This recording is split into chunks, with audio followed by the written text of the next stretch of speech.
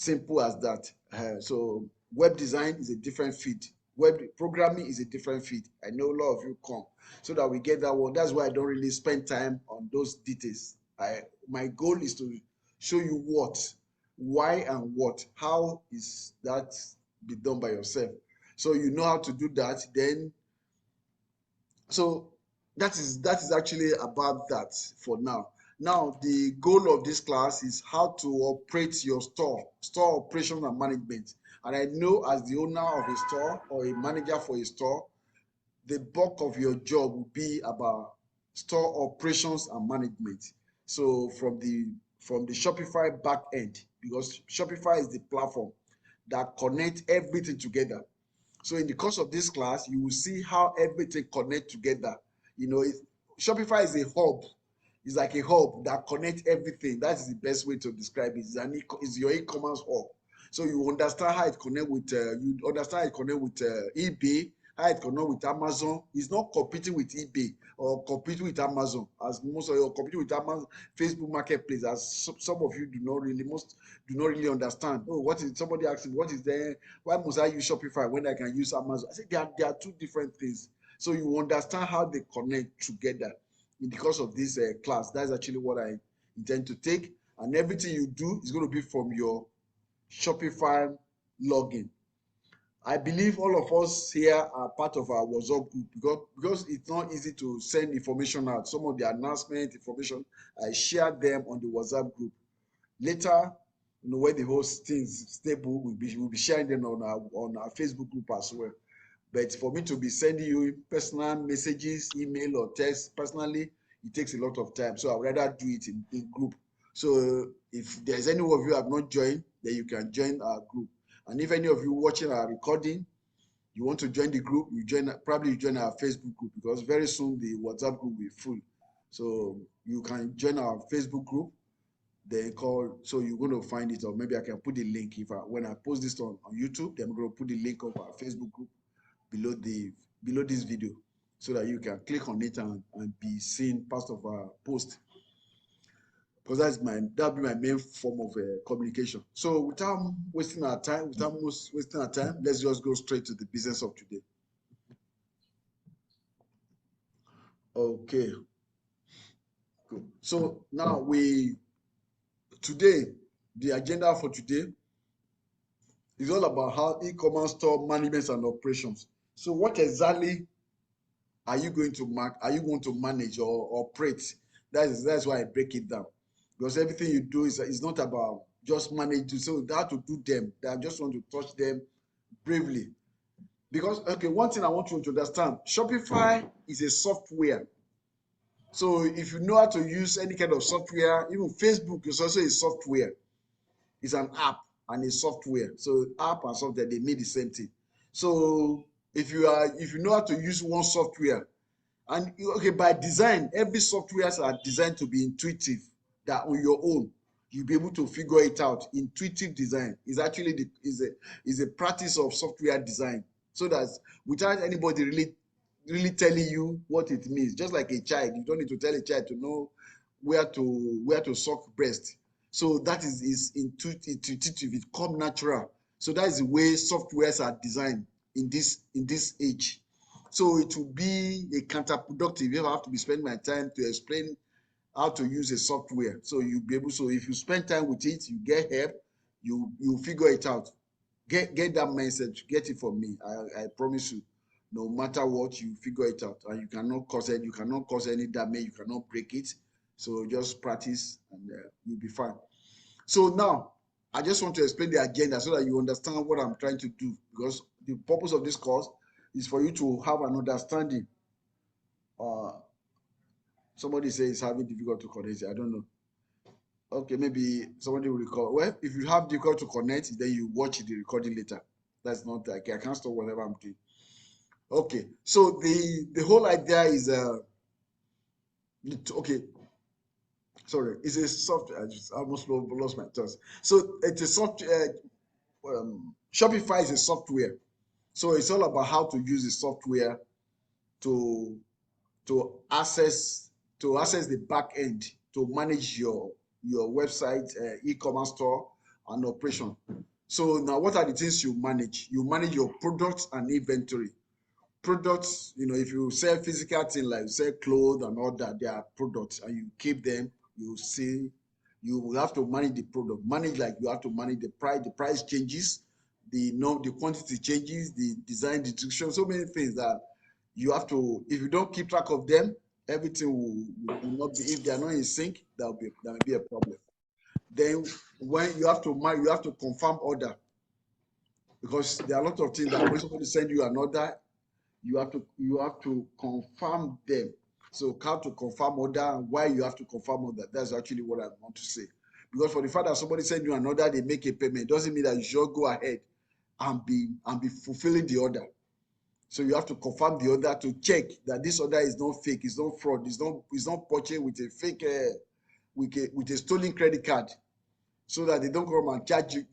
They don't come and charge request, go call their bank and so sorry, somebody stole my credit card to buy something, so please cancel. They just report it, and then the bank will just go back and charge back your account. So you maybe already you have sent a product, maybe like thousands of dollars, and later, few days later, you realize that there's a charge back. It's negative. Then you that's a problem. So you have to really do your verification, whether you need to call the person that placed the order first before you now go ahead and start doing that, or have, because if the volume is involved, then you may have to really have a system to do that.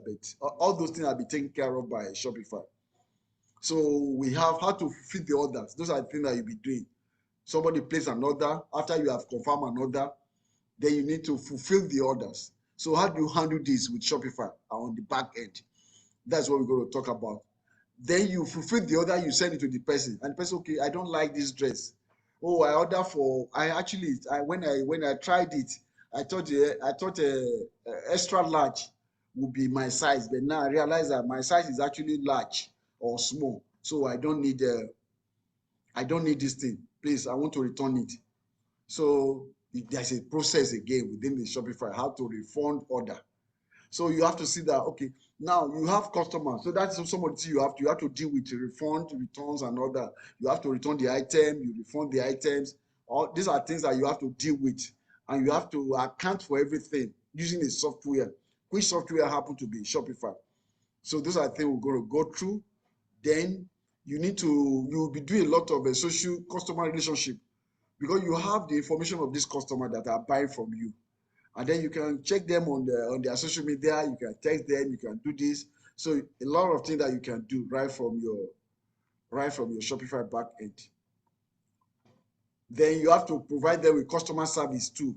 Then we explain what it means, all these customers, the type of customer service that you provide with your customers as an e-commerce, as a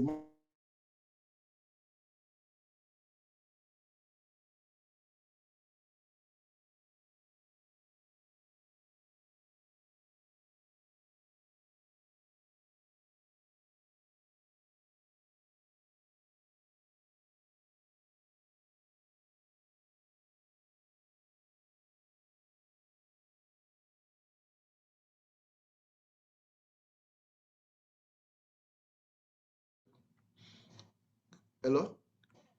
Can you hear me? Sorry, I got some notice on my stuff. Yes, sir. Can We you can hear hear me? you. Yes, Okay. sir. Yeah, gosh, as a host, you will have to unmute also. Okay, let's continue. So it will interest you to know that, whereas you are actually, Amazon is just a channel. It's a channel within is a channel. It's a sales channel. So you will know what a sales channel is, and then you will know it can give you an idea of how to better manage your store and optimize the value that you get from your store. Then we have Shopify analytics management. Analytics, some numbers, some figure that you get from your dashboard from Shopify analytics, and how to read that, and also we're going to cover all that too. Then taxes, how to deal with your taxes, because there are some tax requirements you have to meet if you are doing stuff online. So it's there's type requirements that you have to fulfill, you have to meet if you are doing business of this kind through some platform with Shopify, or just like we have those people that work with platform like Uber. DoorDash, even people with Airbnb. So they need to file. That's for us, that's for us in the US. So you have to meet all those tax requirements. Then I'm going to cover that, how you're going to get that with your Shopify. So that's actually what I have for today. Then by tomorrow, we're going to cover e-commerce marketing, how to market your e-commerce. To be honest with you, I'm going to teach you the strategy to use, e-commerce marketing strategy. Then when you have the strategy, then I will show you how to develop a plan, and then you go ahead and implement it by yourself. It's actually based the same way. Jumia, Konga, Walmart, all these big corporations, Amazon, that they use to market their own store, and they become big. They are successful without knowing all the people. People just buy because they are meeting the need of people. So that's actually what today is all about. So let's go ahead and really, I'm going to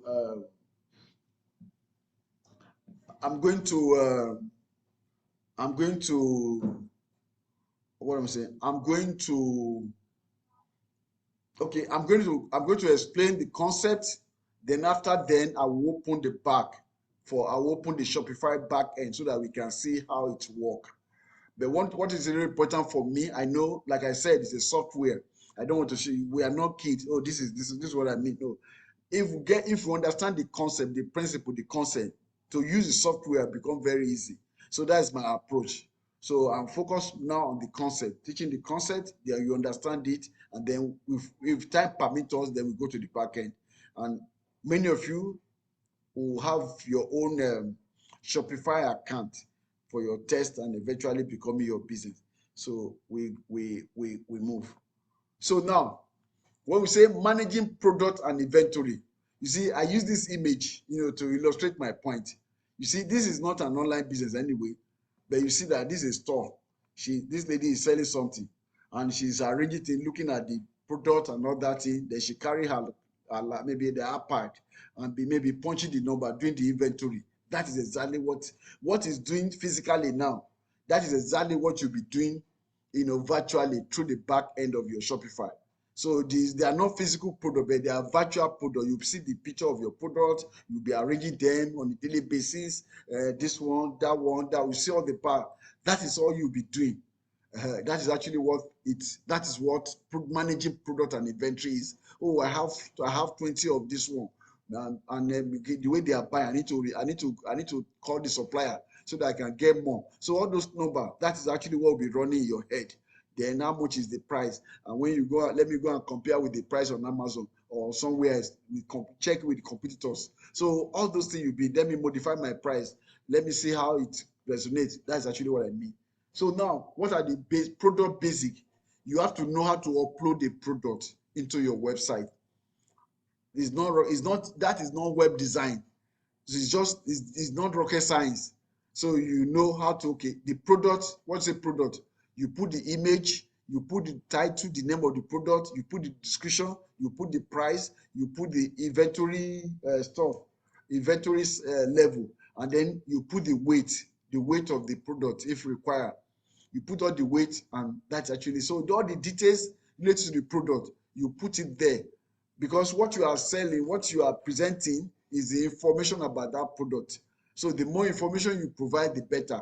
You can make a video, you can add a testimonial, you can add some trust elements just on that product page. Because every product that just like I treated the last class, every product that you sell has its own page. And that page is called product page on your Shopify store. So somebody want to buy a product, you have a product page. That's exactly what I'm saying. So you should be able to know how to upload the product, update the product, then manage the product. They're all similar, but they're two different things. Then another kind of thing you'll be doing with product again. Let's say you build your website with WordPress before, or WooCommerce WordPress, or Magento, or Wix, or that kind of platform, apart from Shopify. And now you now heard about Shopify and what it can do and all that. You want to migrate your product to Shopify. Then you now know that is actually where you learn, you know how to do all those things. You follow the instruction, the process there. We call it you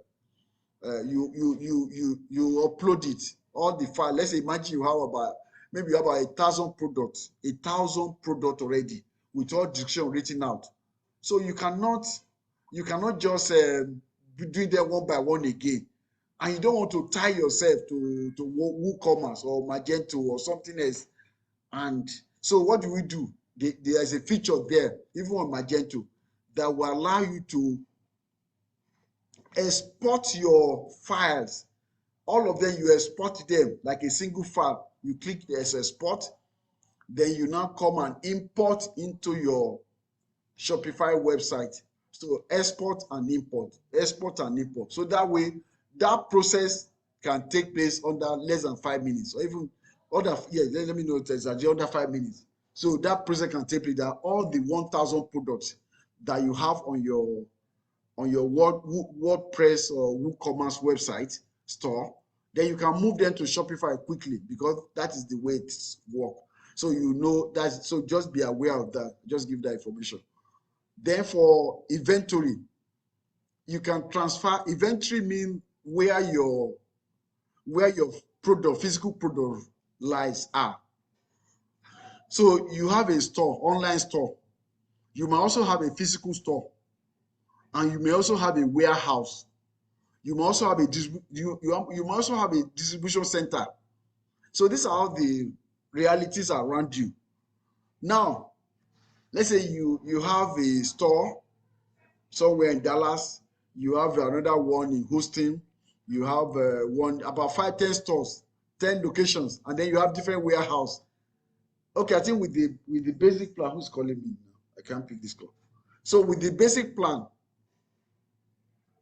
you'll be able to I think you'll be able to have access to about five locations within your if you are just starting up.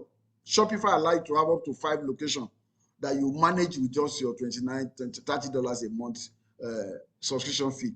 So what it means that, let's say you have some goods loading your Houston location, one in Dallas location, then you have another one in New York, you have one in Maryland, then you have another one in California.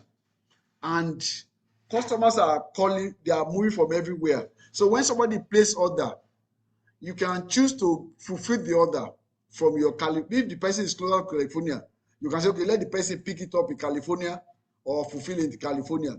But the database, the record is the same, because it's the same business. Then the software, the Shopify has the capability to help you manage that, so that you don't want to have 1,000 products, for example, of the same product, and somebody come online and come and order 1,001. Then that means the thing is won't complete. So if you don't manage the level, you're going to run into trouble. But Shopify allow you now to receive, to transfer. You can, maybe you know that maybe there are a lot of people are ordering, they are placing order more from California location. Then, and maybe your headquarters is in Dallas. You can transfer, just like you physically transfer the product. You can ship the product in bulk to your California location. Then you go to Shopify and you're going to update it that I have shipped about 200 pieces of this product to California. So you know that that product is going to be shipped from California location. So that way, and you can just go to the single dashboard and you see all those things. So that you can keep track of the count, the number, so that you don't run out of, so that when you sell out to a certain level, then you can place an order. Because you need those information to know, okay, now maybe you are ordering your product from China, India, Nigeria, or different parts of the world. So, or even within the US as well. So then with that inventory count, then you know when to place order or do something else. So those are some of the things you'll be doing from the back end. Then you can adjust your inventory count, which is the same thing. Maybe inventory count, maybe like, oh, maybe you can, maybe it used to be 40 before for certain. You can go back and say, okay, it's actually 50. Change it to 50, because that is the actual number. When you count it, you update it, just like what this lady is trying to do in the picture you are seeing. Then you can view your inventory history. You can see the history of the inventory. Okay, this day, so all those things. You can hide out stock product using automated collections. Okay, so these are basically things that you do under the managing of product and inventory. So that is actually that. Then we move to the next task. Well, I forgot to ask. You might have the Shopify allow to have employee that you give access to. You create an account for that can log into the website, and then maybe their job you assign to them. Let somebody manage it. Let one of your employee. This employee is mostly virtual employee anyway, so you don't because they don't have to be physical. With what they need is an access to Shopify dashboard, the back end, and somebody can gain access from anywhere, maybe from their device, any location and all that. So they don't have to come to office to do all those. Maybe the job is just to be managing your product and inventory, so that whenever the inventory is low, this person will just place an order for the other one. That is the job you hire the person to do. That is the job. So you create an account for this staff. Please be doing this for me, and that is the job. So and you be tracking them. So now we have what we call, okay, now to confirm order. Some of the things you can be doing to confirm order as follow. So there is a read fraud analysis to make proactive step to avoid chargeback. Because why it is important that you confirm the order before you go and sell. Somebody, it's exciting for you to sell. Oh, you go to your website, you see somebody place order, they buy. But when they buy, maybe they like it to be 419. They are using fake credit card or something else, or they have a lot of scheme that they use. So you have to confirm the order. Then you have to check the customer information to update that. Some of them, so that you don't ship. Some customer can make information with their address, and some customer can have make a mistake with their address. Especially you have to check their billing address, their shipping address to make sure everything is okay. Then you have to email a customer you can also email a customer from the other page anyway. So then you can send an email to the customer just to get an inquiry from the other page on your Shopify. Or at the back, you don't need to go to your Gmail or your email program. Right there and there, you can send an email to your customer. Please, can you provide more information about this, about your credit? Can you verify this? Please, can you tell me more? So they too will feel comfortable that, yes, they are dealing with a real company. Somebody is communicating with them before they place the order. So you are building trust even for your business. You don't just receive order and just send it like that without really, so that way when you give the person a call or you email them, please, can you please confirm your order, this or this we are calling from. So, oh really? So the impression is okay. So it's really good. So now also you can analyze your conversion tracking, because before you get to that point that somebody places an order, the customer have gone through a lot of journey. They have gone through a lot of journey. They have done a lot of research, this and that. But there are something we call conversion tracking. You can track how they get to that point that they bought. Maybe they started from an article that you wrote on your blog post that they saw, or they started from a post that you share on social media, or they started from a search engine, or they started from an email blast that you sent out. So those are the conversion process. So you can track all those process and know how they get there, so that in the course as a manager, owner of a store, so you can really, so it give you an insight to know an effective way that will be working for you. So those are the things that you can do, the need for all that. Then you can add notes to customers. You can add a note. Oh, this customer came and he bought thousands. Some customers that, because, okay, why the note? I just want to explain some things I remember in the course. I'll just be teaching them. Even the kind of customer that you serve is an assumption. When you go into business, everything about the business is assumption. You are just assuming until it's proven, until it's validated. You cannot say your customer or your target audience. At times you may be targeting children, the same product, you may be targeting the kind of people. I know, okay, take for example, one of my clients, when he started, he was selling African dress online. But he realized that he also have a store, and realized that most of the customers that are buying from her are not African. They are Spanish, they are white people that are buying this thing.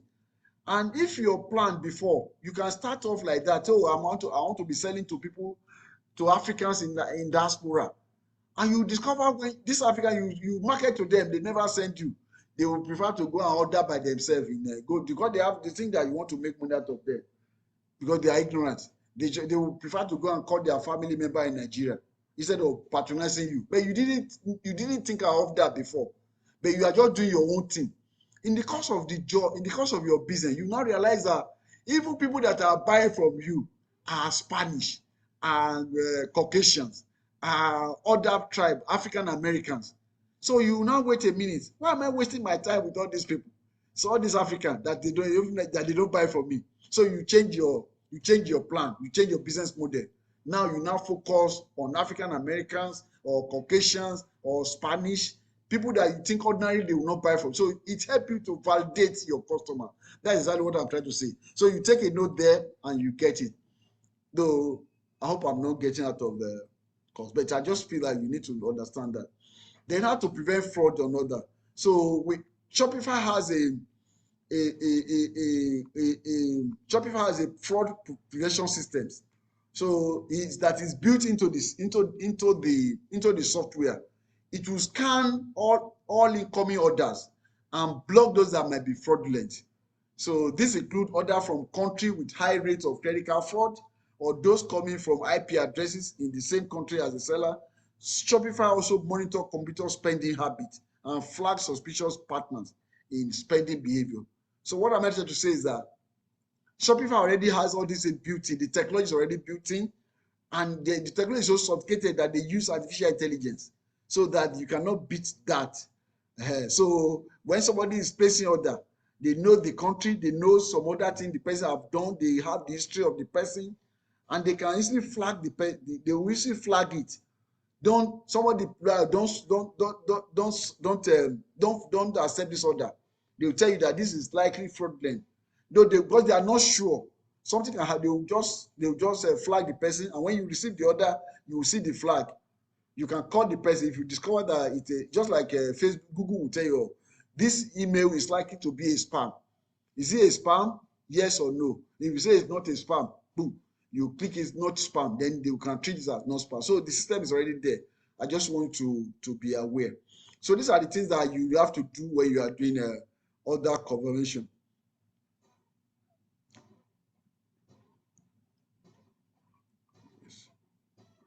Okay, someone text me said that I didn't receive a Shopify account detail. I guess my details were not sufficient or something. I feel not here.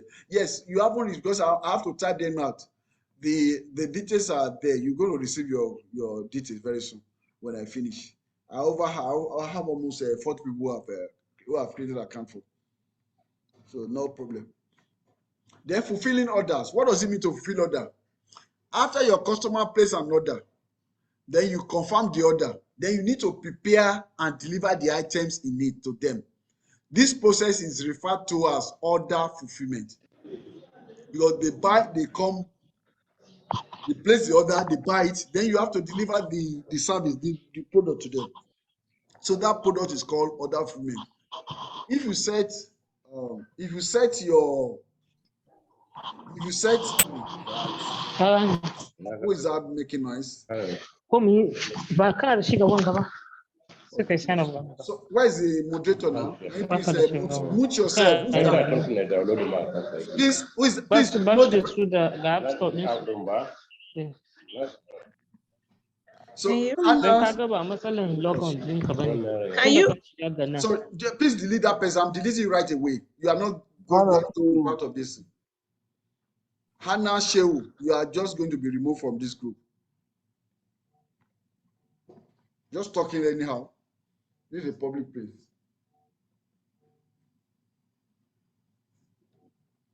So we have refunding options. Oh, sorry, I missed that. Fulfilling order. We have sorry. So we have okay, if you set your order, we have automatic fulfillment, then we have manual order fulfillment.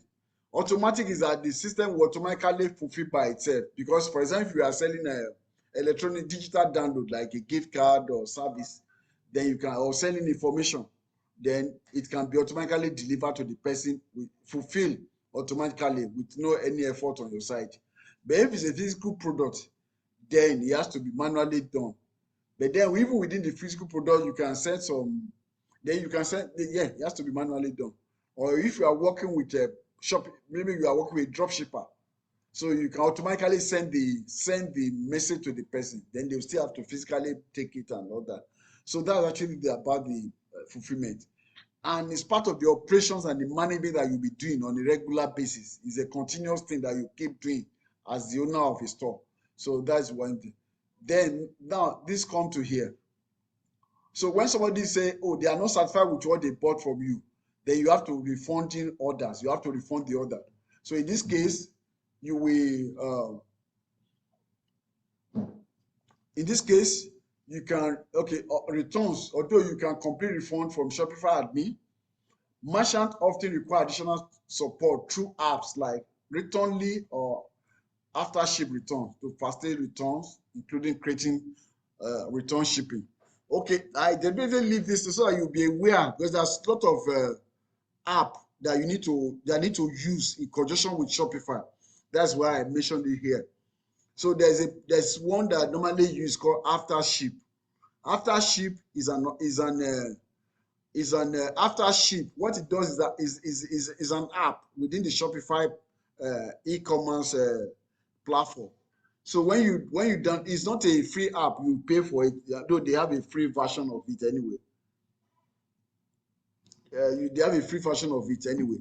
So what you do is what the app does, Returnly or After Ship, when somebody buy anything from your website, then you can they allow you to put a link on your website. Somebody can track their order, which is different from, when you send it through, instead of giving somebody a tracking number from UPS or FedEx to track it from FedEx. You are promoting FedEx. Why can't they come to your website and do the tracking on your website? So you have a reason to bring people to your website, and while they are tracking your website, they can see other product that they like. And even in their mind, this person is very thorough. Maybe next time you are building trust, customer trust, then they are only thinking about you. So that's what you can track your order. Then if the customer deliver, then you know. If the customer want to return it again, then it is through that app that is connected with Shopify, that through which you're going to do all those processes. So then we have chargeback. A chargeback or call when a card holder contact their bank to dispute a charge. As shop owner, you can take steps to prevent and manage chargeback by building system for customer verification into your fulfillment process. So we have to do customer verification, then you have to do order verification too, order confirmation, so that you're not going to experience chargeback, because chargeback is like a loss. Most of the time you might not be able to retrace back the money or so it's like a loss. It can put your account to negative balance and can mess up your business. So you have to make sure that does not really happen. And then you have to make sure that your legal pages are very okay, so that you have to put your terms of service, your shipping policy, your return policy. In case some customer prove stubborn, then you have to go to court. If you go to court, you produce the evidence before the court, so that the court can, they can make a judgment in your favor. They can, so that, because it depends on the size of the item you are selling anyway. So that's why, those things have to be done. Or if you need to submit the person name to his collection, so that you have to, there are collection agency that will help you collect money. If the person does not pay, they will report it to credit bureau, and credit bureau will bring that act will bring down his credit score, credit rating. So some people don't want to do that, and then some people can go back and say they dispute it, go and bring evidence. So you get into you just want to make sure that you cover everything that needs to be done. So that's why I'm bringing this to your attention. Okay, cool. So we're moving forward. Then customer relationship. You have people when they are bought from you, then anybody that purchased from you, they become your customer. Now you need to be maintaining relationship with your customer. So these are some of the things that you'll be doing, because they say out of sight is out of mind. So if they want to buy something next time, because you don't maintain relationship with them, they are not like to buy from you again. Somebody else might grab their attention. So you want to keep that happen. So that is one of the activity, which is customer relationship, and you can do them from the back end of your Shopify admin. So some of the way you can be engaging with your customers and build relation with them are as follow. So for them, there is a direct engagement on social media, because Shopify connect with social media. You see it now where they connect with social media, Facebook and all that. So then you can do follow up with them, either through phone or whatever, because you see their information on the back end. Then you can send them email. Then another idea is that you can create an event. Even you can create an online event or physical event, just like we are. You can create an online event and bring them in. So that way, you only put them in the know about your business. Then another thing is that you can provide them with excellent customer service, customer support. So that's a way to maintain good relation with your customer. Then finally, and more importantly, you provide the customer loyalty. You set up a customer loyalty program. You can just send them a discount, a special offer discount to them, or promo. You run a promo especially for your customer that purchase this or this. Or you can group your customer into class, maybe like platinum customer, gold customer, all these things. So standard customer, basic customer. Then you can give them discount. Those are customer loyalty program. There are software app within Shopify that you can use to manage that. So that is that. Okay. Yeah, your apology accepted. So okay, that is a customer loyalty program.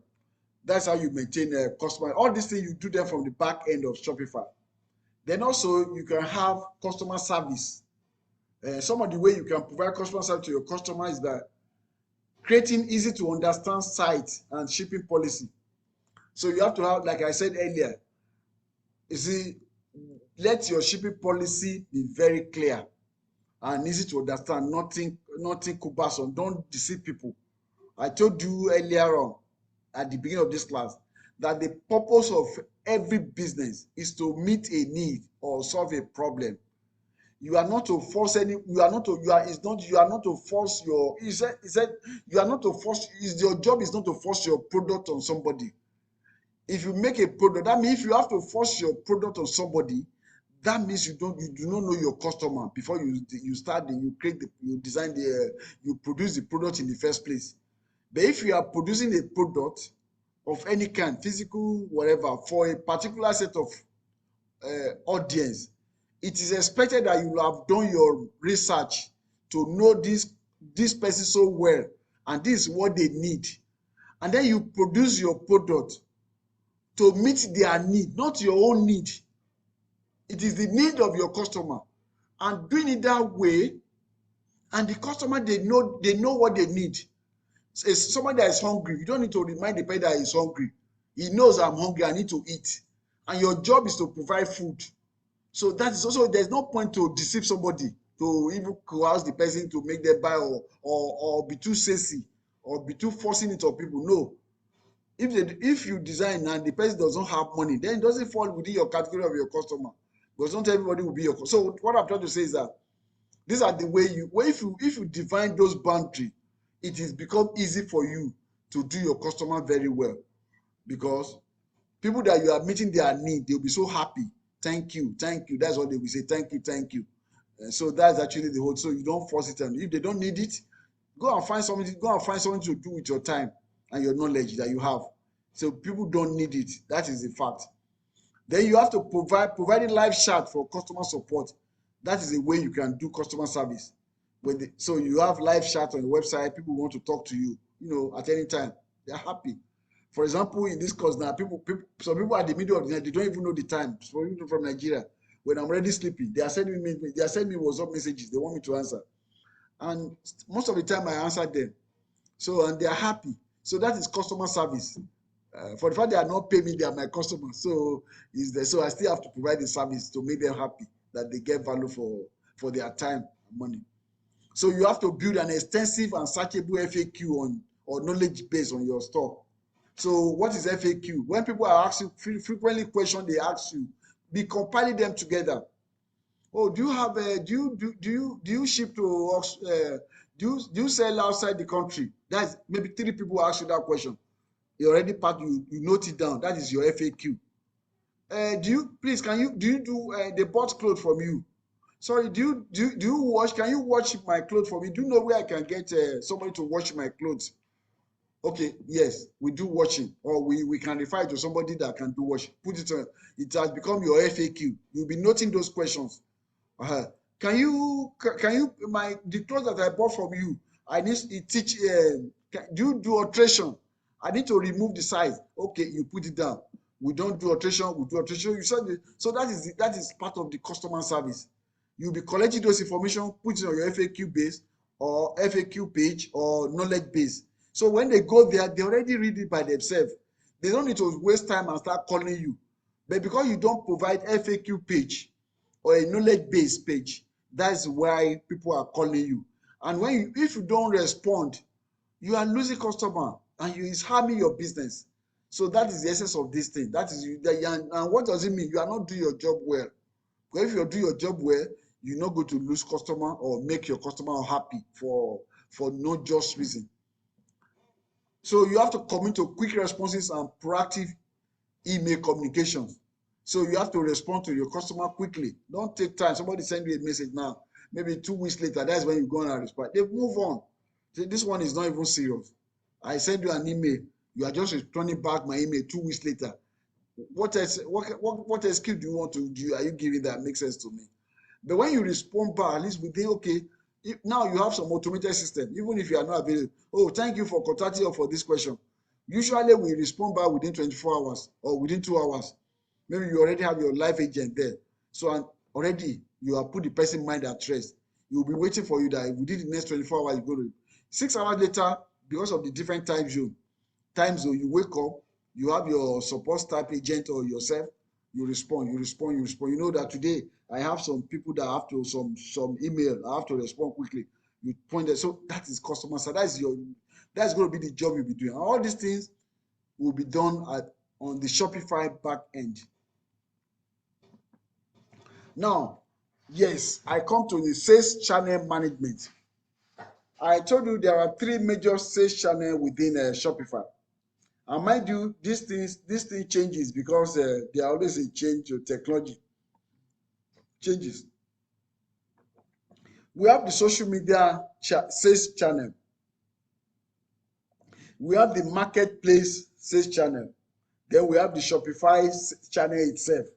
What does it mean? That a channel is another means through which you are selling your product. Look at the diagram I put here, or you are reaching the customer. That's actually you, because you don't really need to sell on the channel. Marketing is not about selling anyway. I say it's about reaching the customer.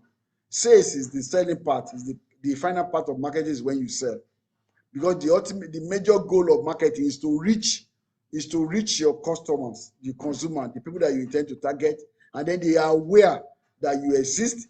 You have a solution to their problem. So, and you believe that when somebody know that they have a problem, they have a need, and a company is they are aware there's a solution for it, that if you present your offer, maybe they have the money they're going to buy from you. So all these things, all these pointer, you see all this arrow, all of them pointed to the consumer. So the social media pointed to you're going to get consumer here. Facebook, Instagram, Facebook Messenger, Pinterest, all these are social media. They are sales channel. All of them are connected to Shopify. From your Shopify, then you connect straight to Facebook, Instagram. I'm going to show you from the back end. I do hope we're going to finish soon now, so that the other part will be practical. So you'll be connecting. Then also you can now go back and play back this video, this recording, so that you get the point. You get it very clearly. You see, Amazon too is a marketplace. So you see how they connect together. Then we have Shopify. It's also a marketplace. Shopify channel. Another channel is a POS, Shopify point of sales. What does it mean? Is that some people, maybe you are selling products, you load all your products on Shopify. And let's say you are in Lagos and you now go on the, you are selling inside the bus. I don't know what the bus are called now, maybe like inside Modway. You just go there, hey, this or this. Then you have your POS. If you want to buy this, they can pay with cash. Or any, I mean, you can make it mobile. I'm just joking. They can come to your shop or you go to them, but they are not going to go online because they don't have it. They don't have computer with them. But they have you have the product with you. Then you can charge them with your POS. You can select the product and consider a mark. So then we have the buy button. I'm starting from below. Within the Shopify, we can create it like a buy button and put it on a website or a blog without actually creating a. Well, anyway, you already have a store, so that without actually directing them to a store. That would be useful for people that are going to be your affiliate marketer anyway. Maybe you create an affiliate marketer or somebody, or you write another blog different from e-commerce store. Then you create a buy button like a code. Then you put it behind on the page of the website, so it will show a buy button. Somebody is reading an article, then you want to recommend a product to them because the reason they come to that page, they want to read about something, but there's a particular product on a particular e-commerce store that that can be used for that person, and the person doesn't want you don't want to take the person to go and be browsing the page again. Please mute yourself. So you now go, okay, you now go to, oh shit.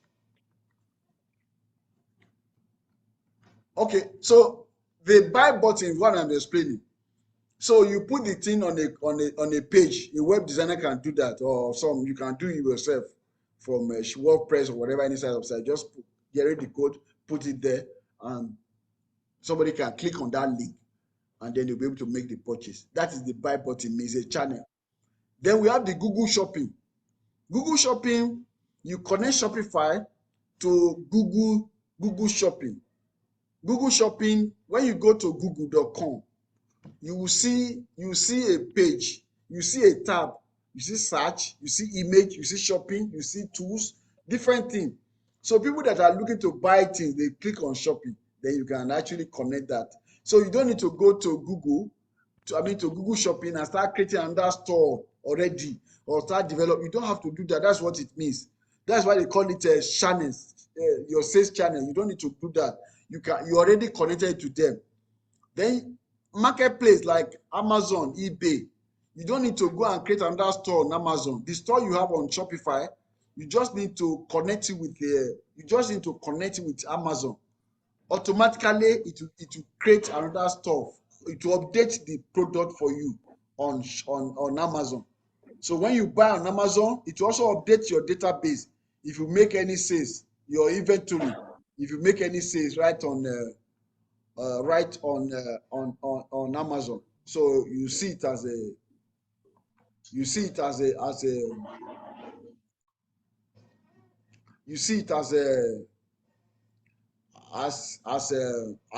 a channel. So the same thing with eBay, and then the same thing with Facebook, Instagram, and all that. So it's a channel. So I get that right. Thank you. Then we have Shopify Analytics. So after you have been making sales, then Shopify Analytics is a powerful tool that can help you analyze your business. That helps analyze your business so that you make well-informed decisions. So from your analytics on the website, on the back end of your site, I'm going to show you all those things. From your analytics, then you can from your analysis dashboard, you can see the numbers of visitors on your website that visit your website in real time. People that are on your website in real time, the time they spend on your site and what they click, you will see all those information now yourself right now, so that you can you see people on your website. Somebody from Benin came to visit. What is he doing on my website? How did he get to know? You begin to think, okay, it is that article that I wrote. Okay, and the person buy. Let me begin to write more of those articles again so that I can attract somebody that look like that one. So that is actually what you'll be doing from your management. And that's what will stand you out from your other people. People cannot copy you because it is you. Even if you are selling the same thing, you are selling the same thing, your site look the same thing, but the way you are managing your business, your site is different. The energy is different. So you still make your have your edge with the way you manage. Then you can see which pages they have visited most and which ones have not been visited at all. So that the page they visited more, you begin to wonder they like this page. Maybe let me begin to make more of those pages. The one that they don't visit, maybe let me take it off the site so that to increase the quality of my website, because the pages that people don't visit, that means it's not relevant to them. Let me take it out. You can check out what products are selling well or not so well. So as they are buying, you know the product that are selling well. Maybe you put this product, maybe you are selling Dasiki or Bagbada. So that people are buying that fast. You have to wonder, why are they buying it? You have to, so you can do, okay, there's an holiday, there's something they do, there's an event that happens. Okay, so now in your next campaign, you might be thinking about, let me be targeting people that are doing events like that. So you can see your customer device. You know the kind of device, whether they are logging from a phone, iPhone, this or computer. You'll be able to know, so that when you are creating your content, you know that you are creating content for people that are going to view it on a phone or people that are going to view on a mobile device. So that you know their location. Oh, they are in Nigeria. You know Nigeria data na serious thing. So you don't want to burn somebody else's data. You don't want to start loading them with too much video because they may not be able to do that. So you'll be able to see that from your admin without being nothing technical. You don't even need to go to Google Analytics or know any coding or any technical experience. You will see all those. The traffic source, where are they coming from, and much more. So all those things you see, that's actually what you'll be doing. You can see what they are buying and how often they buy from you as well. Then you can customize report to suit your needs by filtering data,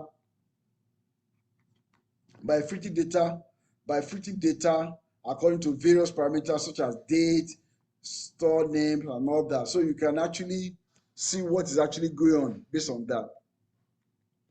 So that is that for that. Then we have the taxes.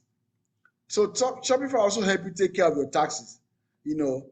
So like for example, what are the kind of taxes that we handle here? We deal with sales tax. Shopify calculates sales tax for orders based on the location of the customer. Because I've explained this in one of our classes, that the way the tax work, it is the end user that pay the tax.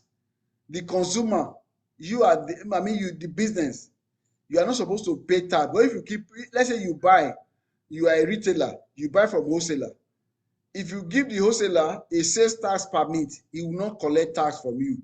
He will reduce it, he will remove the tax. And he will tell the tax authority that I sold it to a reseller, not an end user. So I did not collect tax from the person. Then you are the one going to sell to, you are a retailer going to sell to end consumer. So, but this end consumer, there are some states that they charge taxes. Some states they don't charge taxes. Even some local government, some city government, they charge taxes. Some they do not. But based on the address that somebody put down as their billing address or shipping address, whichever one that apply, Shopify will use that to determine how much tax I'm going to charge this person. So you're going to collect the tax in addition to Shopify is going to collect the tax in addition to the cost to the sales price. So it's now your job now to remit the tax to the appropriate authority that you collect the tax on their behalf to them. So all those, you can see all the head, it can be very cumbersome if there is no system to handle all these things. Because the tax authority, they are not joking. They will come after you. They will come after you big time. So, and then you don't want to get into trouble. You understand? So they don't want to go into trouble. They can put a lien on your property, a lien on your business. You don't want that to happen. So that's why as part of your job as a shop owner is to manage your taxes. That's actually why the purpose of this part. So that don't ignore the tax. You still have to do that, and I understand that. So sales tax is different from income tax, because at the end of the year you have to file the income tax that is based on your profit. But sales tax is based on your sales, your transaction sales. So that is there. Then we have, and taxes is all over the world. In Nigeria, they have taxes. Well, that is how the government are being funded. Maybe because of corruption, people are not be, they may not be, or lack of organizations. So some country might not be doing it well. But United States of America, they are doing very well when it comes to taxes. So in the US, Shopify is required by law to submit a Form 1099-K to the IRS for each merchant who uses Shopify payment to process more than $20,000 and has more than $200,000 transactions in calendar. What does it mean? That you cannot lie. When you register, I'm just trying to let you know, the moment you register with Shopify and you are registering, Shopify already collected your information. I think it collects your social security number too, your tax ID. If you are in America, if you live in America, then you use your social security number, your tax ID.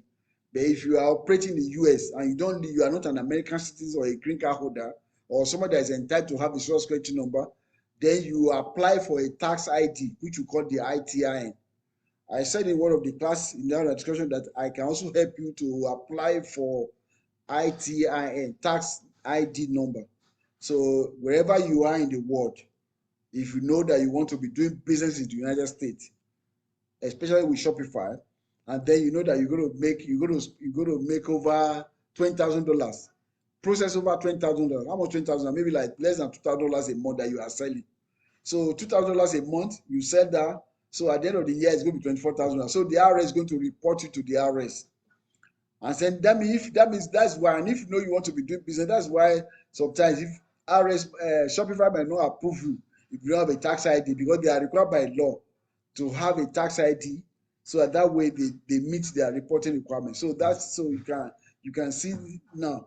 That's why even people that do business on Amazon will actually go and bring your tax ID. Without the tax ID, it's going to really be difficult. But the good, as long as you are selling to the US market. But thank God, Amazon is going to open up in Nigeria. So if Amazon is going to ask you for tax ID, it's going to be Nigerian tax ID, because it will be for coming to Nigeria. He entered an agreement with Nigerian government that it will help them collect taxes from sales tax. So he has to fulfill that promise by collecting the taxes and pay to them. So these are part of the bargain. That's why. So all these things I want to understand, so that because they have your information, they have your address, everything. So, and they have your bank information too, though they are not going to go into your bank. So you can receive any letter anytime from the government. Oh wow, you so that you don't be panic. And so that's actually that for taxes. Then I said, am I finished? Okay, yeah, I think that's okay. So I think we're gonna go into the we still have some time. So we're gonna go into the back end now. Then maybe later. Does anybody have any question at this time? So that I'm gonna go to the back end office. Does anybody have a question at this time? Please feel free to ask. No question is stupid. No question is stupid. If you ask questions, it shows that you're intelligent. Okay, so let's go on. It shows that there's no question. Let me close that. I have a question, sir. Okay, go ahead, man. For those in Nigeria, Yes. am I to understand that unless they request the ITIN number, they're not going to be able to operate their Shopify account? No. Let me explain that. Good question. You see, Shopify is a global platform. It's global. So, and when you are selling too, you can sell global or sell local. So we have a local sales and global sales. So if you are in Nigeria and you know that you are selling only within Nigeria to only people that are in Nigeria, then the US tax ID does not apply to you. So, and Shopify will not go to ask you, because Shopify will ask you, you know, the moment he knows that is that. So how does Shopify know? So you're not going to use the Shopify payment. People that use Shopify payment are the one that use that are selling in the US, which is Stripe.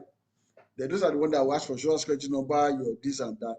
So Shopify is going to know that you're going to be selling to the US customers. So, but if you are not selling to the US customer, they're not ordering directly on your site, you don't need them. So to accept payment online on your website, you use local Nigerian system that they do their reporting, like Paystack. We have Paystack. Paystack is registered with Shopify. I've used it before for my clients in Nigeria. So people will go, you use your Nigerian debit card, you actually go to the payment page, you put your information, then you accept it. The processing will be processed by Paystack. That's a Nigerian company. They'll push the money into your bank account. Then you receive the order. The customer, they will charge you for the personal account. So they are operating strictly within. They are operating with naira, no dollar. Everything is naira. So the only tax ID they need to get is probably with their local authority, maybe the Nigerian Federal Inland Revenue Service or whatever it's called. So those are the only way they need to get the tax ID. And that's only if the Paystack, the Nigeria company, ask them. But though you definitely going to ask them anyway, because they're going to. And if they don't do that, then their bank too, because the money is deposited to the bank. Because the Paystack is not a. There's a lot of way they can cash them. Paystack that collect the money from you is not a bank. It's just a payment processor. So it process the money, then take his own money, his own fees, then put the rest in your bank account. And this bank account is a business account. And before you open your business account, the bank has asked you a lot of questions. What do you do? What's the kind of business that's and that? So the banks know how much you are. The banks know how much you are making.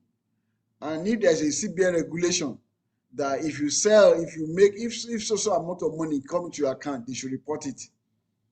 Then the bank will do the reporting, or the bank can report, just like here too.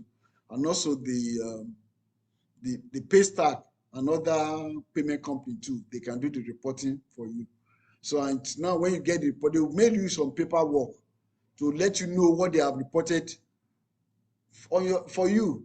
So they have to mail you a paperwork so to know what they have reported to their appropriate tax authority. Then when you are now preparing your taxes and filing your taxes, you now reference those documents to your taxes. Okay, I get this, I get this. You put them together. That's what we call tax preparation. So you pay your taxes by taking all those income sources into consideration on your expenses and distortion. Then your credit for paper. So you put them in, and then you send it to the appropriate tax authority. Oh, you have filed your taxes. So that's actually the way it works. And then it's okay, you are compliant. So you are compliant with the law. Then you are good to go. Then they give you like a receipt. Does that answer your question? Yes, ma'am. Hello? We're operating from Nigeria.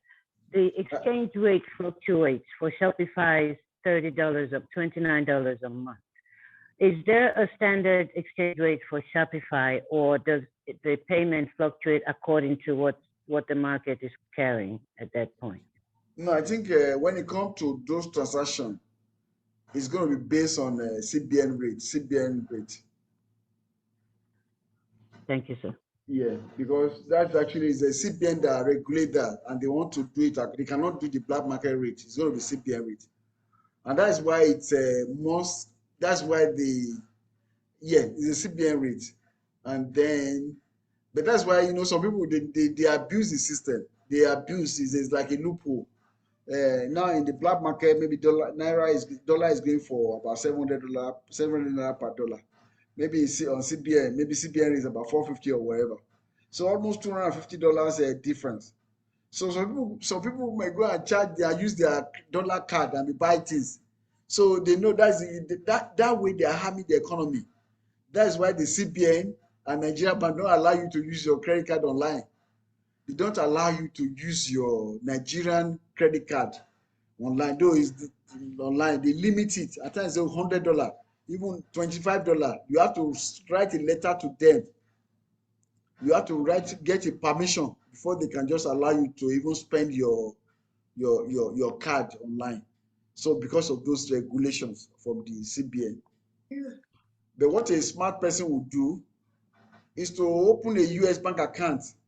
If you're in Nigeria, you have a US tax ID. You have a tax ID in the US, then you now register your business in the US, any for whether corporation or DP or whatever. You have a registered business in the US, then you apply for EIN in the US. Because the moment you have your ITIN and you have a business, then you can apply for EIN. If you are afraid, people can apply on your behalf. An agency can apply for the EIN, that's the employer identification number, on your behalf. Put it there, disappear. So they apply for you. You get that number, your tax ID, that's your EIN. And then the ITIN is individual tax ID. Because every business, there's a human being behind it. Though a business can own a business, but finally, there is somebody that owns that business. So now, but the IRS want to go back to the individual that's actually behind the business. So that's why you need the individual tax ID. Then when you now go and you now use individual tax ID and your business that you have registered to apply for EIN. The EIN is now your business tax ID. Business tax ID. Though, but they don't call it business tax ID. They call it employer identification number. Believing that as a business, you are going to employ somebody. The business is not going to be running by itself. Even including yourself, you can be an employer of your business because your business is separate. If you form it right, like a corporation, your business is a separate legal entity, like a citizen, like a human being, corporate human being. He have the same right under the law, just like human being. He can own a property. He can die just like he came. You can keep the business, a corporation. Anything that most things that happen to human beings can happen to a corporation. So they treat it like that in the eye of the law. So that's actually what it means. So the business, you now need your business tax ID, which is the EIN. That is what you need to which you will need, and your bank account that you need to register with Shopify or register with Amazon or eBay or any business you are dealing with. So when Shopify is now paying, so now you register with the Shopify as if you are an American business. So you are an American business anyway. You register an American business. That's what you do. You are not an American, but you register an American business. American allow anybody from all over the world to register to own a business in their country. So you register an American, but you have an American tax ID. Then you have an American bank account. Though your location is in Nigeria, it doesn't concern them. That's your life. That's what you choose to do. Then the money will be put into your US bank account, not Nigeria bank account anymore, Nigeria dollar account. So, but because your US bank account is reported to the US government, not Nigerian government, and Nigerian government does not put a limitation on how much money you can spend from your card or people can spend or withdraw, then you have your money. You can be in Nigeria, you have your debit card. They will mail you your debit card from American bank. You open them online. Then when you mail, okay, where's your address? What you do, you get a virtual address in the US because they are not used to mailing international. You get a virtual address. The virtual address collects they collect letters on your behalf from the government, from American government, from the bank, from Shopify. That physical letter that they need to deliver will be delivered to your virtual address. So the virtual address, some of the service you pay like $30, $40 a month. That is part of your cost of doing business. Then the virtual address managers, when they receive the letter, most of them, they will scan it. You will see from their app, oh, you got a letter already. Even if you are in Nigeria, they will show it in the app that you get in letter. Then they will not be the one that will not mail the letter to you physically. So they will not take the letter to the post office and mail to Nigeria on your behalf, not the company. So what it means that it depends on the package. If they are mailing, they might charge you. You have to be the one to pay for the mailing and the service. They might charge you special. Or if you don't want, you can authorize them to open your. If it's a letter, you can authorize them to just open the letter, scan the letter, and send it in scan copy. You don't need to physical copy, and you authorize them to shred the message. Why do you need the physical paper when they can scan it? Send you by email the scan of the letter that you receive. They open it. They don't know your business. Even if they read it, they are like your secretary working for you. They open your email. They take a scanner, scan it, send you to scan copy. Then you can keep it or print out. Then if it's a physical like a debit card or credit card, you can tell them to mail it to you, or you can even tell somebody that you know, or go and tell any of Nigerian shipping company, or they can mail it to you. That's all. So it doesn't need to go through a lot of process. You don't need to bring people into your business. So that is actually the whole process. So it's very simple. Any other question? I noticed Mrs. Yes, sir. Yeah, go ahead with your question. Yes, sir. Going by the question you just answered, Yeah, regarding having a business in Nigeria and how the tax works and everything. yeah. But will it not mean that the person will be subjected to double taxes? Because if that person is operating in Nigeria, that person is operating under Nigerian law. And if you have the EIN in the US, Yeah. so you'll be required to file taxes in the US. So does it mean, does Nigeria and US, do they have tax agreements? Because if not, are they not going to be, is the business not going to be subjected to being double taxed? Yeah, that is true, and there's a provision for that too in the tax system. We call it foreign income, foreign tax. So they can give you based on the volume of your transaction. They can give you credit in your taxes to give you credit of that taxes you are paid to foreign company. They give you money back, like it become a credit that you can get back from your refund, your tax refund, just to solve the problem of double taxation. Does that make sense? I mean, okay, it does. It does, but if you want to consider, if you want to consider Nigerian tax and the US tax, so which tax system would you prefer to go with? It's a choice that the person have to make, the owner of a business. You can make Nigeria your headquarter of your business, or you can make the US the headquarter of your business. You can have a business in the US, have a business in Nigeria. You can choose to make Nigeria the headquarter, so that then the US company will become the child of the Nigerian company, or you make the US company the headquarter of the US of your business in Nigeria, so that way you, at the end of the whole business, you have a simple, you have to still have a single reporting that will capture all the businesses that you do based on where the headquarter is. Does that make sense? Yes, sir. Let me give you an example of a company like Facebook. Do you know where the headquarters of Facebook is? Can anybody tell me? Facebook headquarters, where is it? No. Not their office. So, do you know where Facebook is registered? The state where it's registered in the US, in state. So Facebook is registered in the state of Delaware. That's where it's registered. Then Facebook has an office in California. That's where they work. Their main office is in California. Then they may have some other office in Dallas, other city, and where people work. But if you want to go and see Facebook, you go to California, Silicon Valley.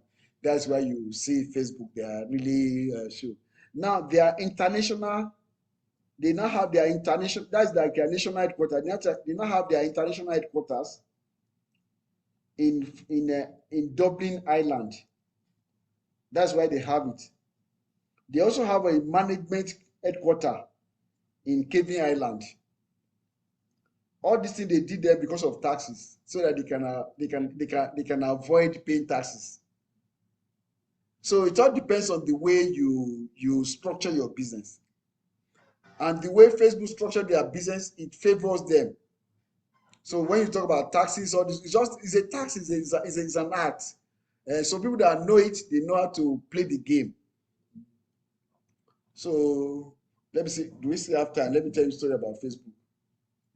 What Facebook does is this. Facebook, they are very smart with their taxes.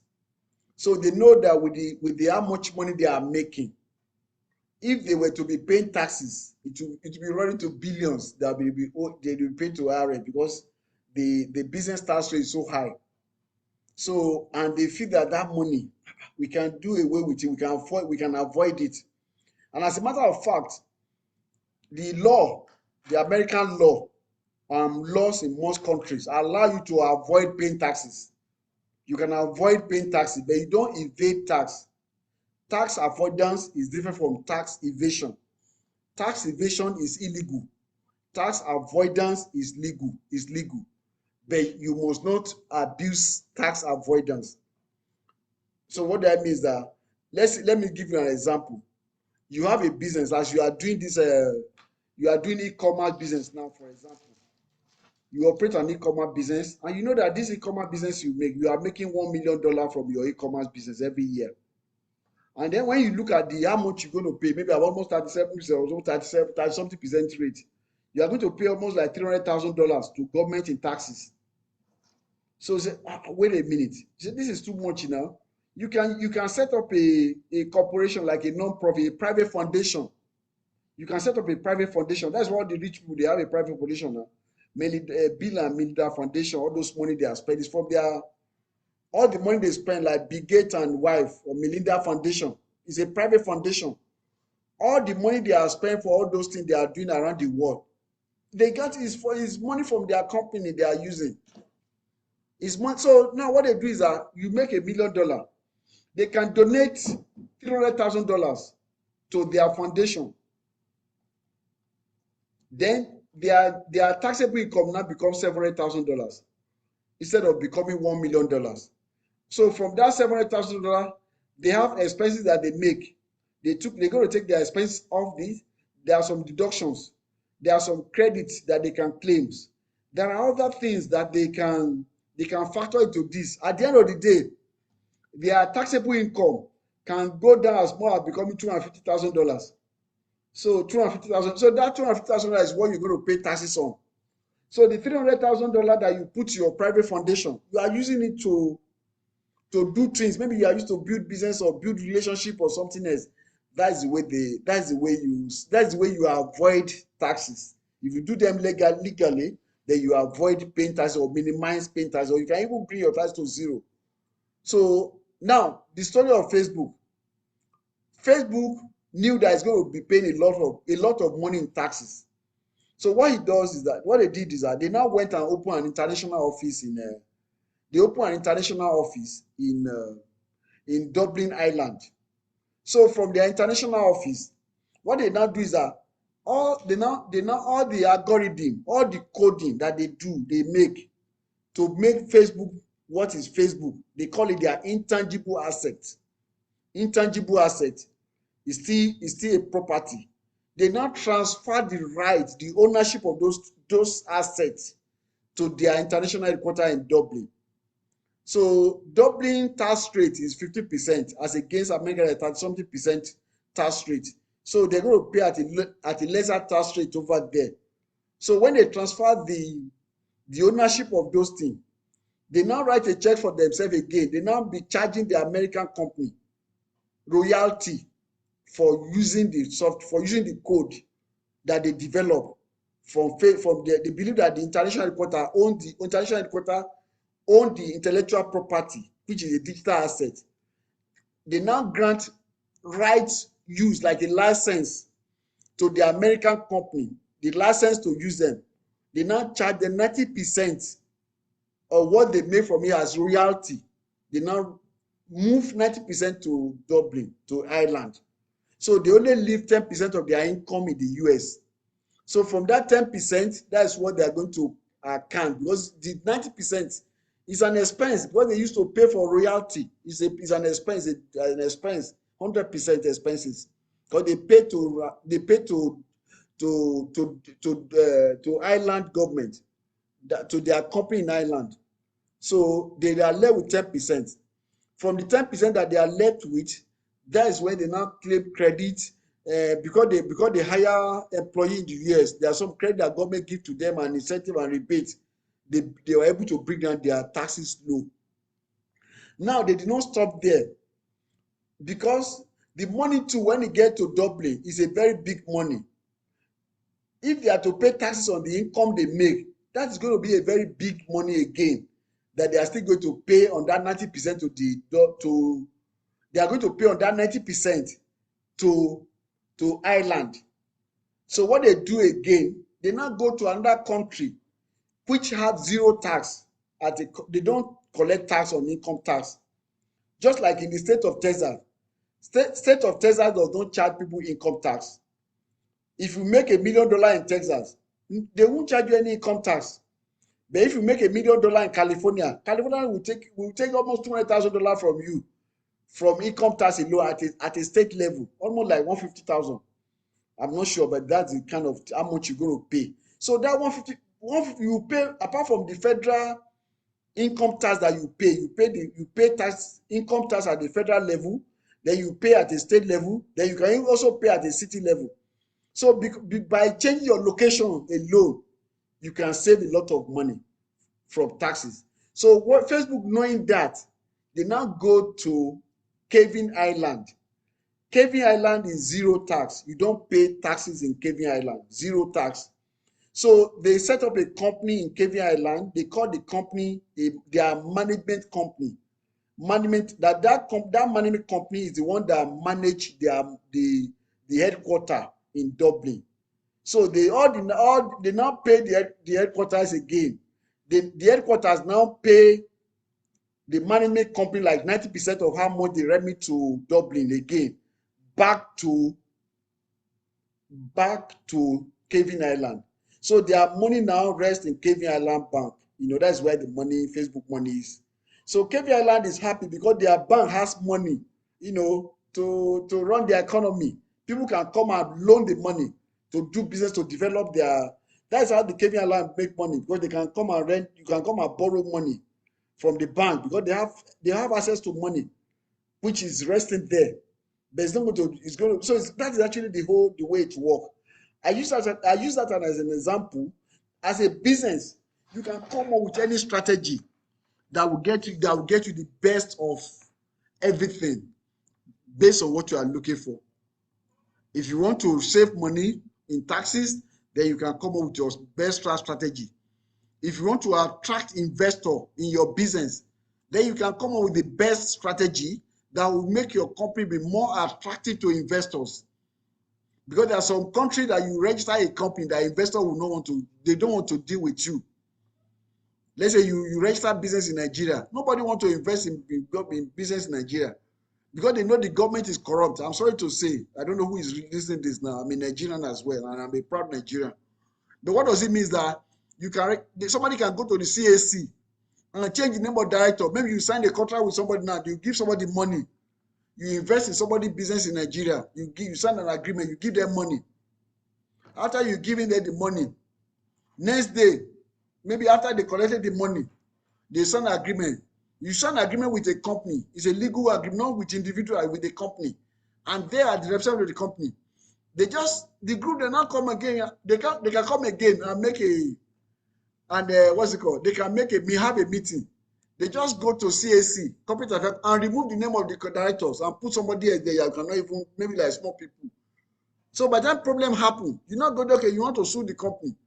Who are people behind the company? Somebody 12 years old, or somebody that cannot even trade. That doesn't make sense. So those kind of loopholes and the kind of corruptions or practices, there are some states that their law will never allow that. So for example, the state of Delaware, so it doesn't allow that. That is actually, so that's why most companies go to Delaware to register their company. They know that the law will always be to the interest of the investors. Anyway, that should be a different call for another day. But I'm just trying to, I know my goal, why I'm saying all these things are, all the people that we are training, because I'm going to be there for you to provide with support, And my goal is that in the next 2 years, your company should be 7-figure in the US dollar, like it become $1 million company in terms of revenue, as measured by revenue, you should be doing $1 million. because we are doing reverse engineering of any of your competitors. We look out for business that are already making 50 million, 25 millions. Then we do reverse engineer on them. Then you go, if your competitor is already making $25 million online, and people buying from there, it's not their family, not because they use, it's not that they use any connection, it's all marketing. And then you can reverse engineer that in the first 2 years, even if they are being business longer than you. In the first 2 years, if they are making 50 million, there's nothing stopping for at least make 2 million or 5 million in sales. If you do exactly what they are doing, you do exactly what they are doing, you have all they know, all the things they know, you know it. All the things they are doing, you know it. The customer they are serving, you are also serving the same customer. So how come? So how come you are not going to get that result? You are providing the same need that they are providing. You provide. You put your mind into it. Definitely, you should hit at least $2 million in the next 2 years, or $5 million. Let's be honest. So that's actually my determinations, and I'm committed to that myself. So I want to make it happen for all of you, because it's not a rocket science. It's based on what you know. That's why you see company like kids like Snapchat. The guy that owned it is by the time he became a billionaire was less than 25 years old. He created something because the business was gaining traction. So it was really meeting need of people. People were buying. So before you know, the stock value goes up and everything. He became a billionaire. So it's like, it's not that maybe they did any magic or anything. It's just that he has the idea. He knows something that people don't know. So that's actually the way it works. So if you know what your competitor knows, what stop you? If you want to set up a business like Konga or Jumia, study them. Study what Konga and Jumias are doing. Look at what they are selling. Then, okay, now reverse engineer it. But it's not easy, but anyway, it's possible. If you don't make, at least even if 10% of data you can make, then you're good. So that's actually the whole idea for this class.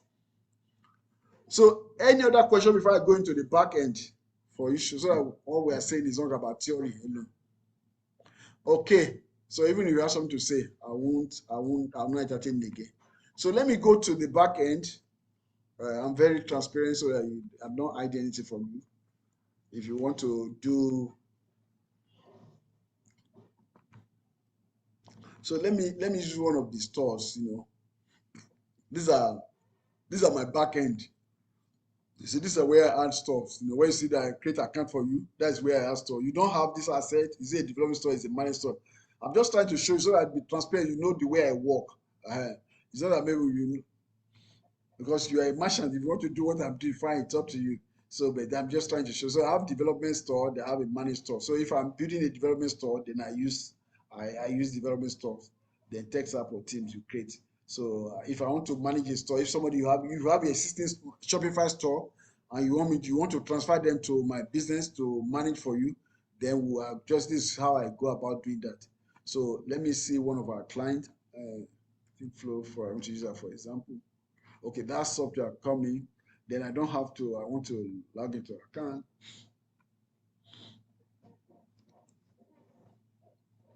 I don't need password to get into my customer's account, but they have the right to revoke the asset. They give me access by default. I'm just like working for Shopify. So even if it's 1,000 account, then I go to all of them. So this is this site. What am I trying? So if you log into your Shopify backend, this is exactly what you're going to see. This is what you're going to see. So now we say, okay, now you see on the left side, you say home, orders, product, customer, finances, analytics, marketing, discount. So online store. So it's really very straightforward. So you see from the dash, I'm just trying to clean the dashboard. Okay, you see all those stuff. You see the total sales today. You look at the back, you look at the end on this side, all channels. These channels are the means. You see, these are the channels. Online store is a channel. That is the means through which you reach customer. Facebook is a channel. Google is a channel. Messenger is a channel. Okay, even the physical store she has in Grand Prairie, Texas. Shopify is also a channel. So she needs to the Amazon, okay, other channels. That is the only channel that was added to this site.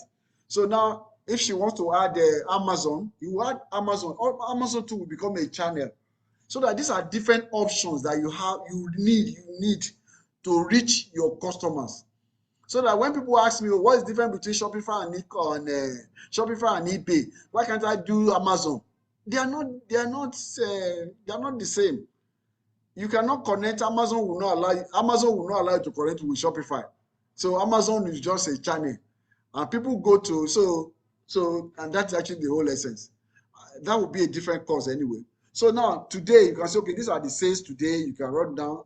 I don't because of competitors. I don't want to reveal too much about the back end because I have an authority that said that. So that how much are you paying or those kind of stuff. I have an authority. That's why I'm doing this. So we have the orders. So these are some recent orders that were placed on the site. You see all these things that this order might be fraudulent. You see, if you see the arrow, they put this in. No, but it's not fraudulent because from the name I know the Yinka Oshe is a Nigerian name, so it's not like to be fraudulent. So, but because the system does not, it's inconsistent, so it just probably might be fraudulent. But that's why that is the what's it called? That is the alert. The Shopify has already alerted you that this order may be, but I know from the name Yinka Oshe is not fraudulent. Then you can go here, put our email address here. Then you can go there to look at the cost. Okay, how much? Okay, she bought the item she bought was $30.58 one order. That is the average order. Then you can put this while I could put a note about the customer here. You can put the note, write something. Oh, well, okay, you can type a note so that when you go to that, so the note will be building up on the customer. That is you now put a note. That's the note I was telling you. Then these are the details. You can edit the details of the customers. These are the address of the customer. Okay, this, that. So then you can manage the address. You can add a new address if it has a multiple address. Then these are the tax setting for this person, because you can set the tax. How much is the tax rate that you'll be charging for this customer?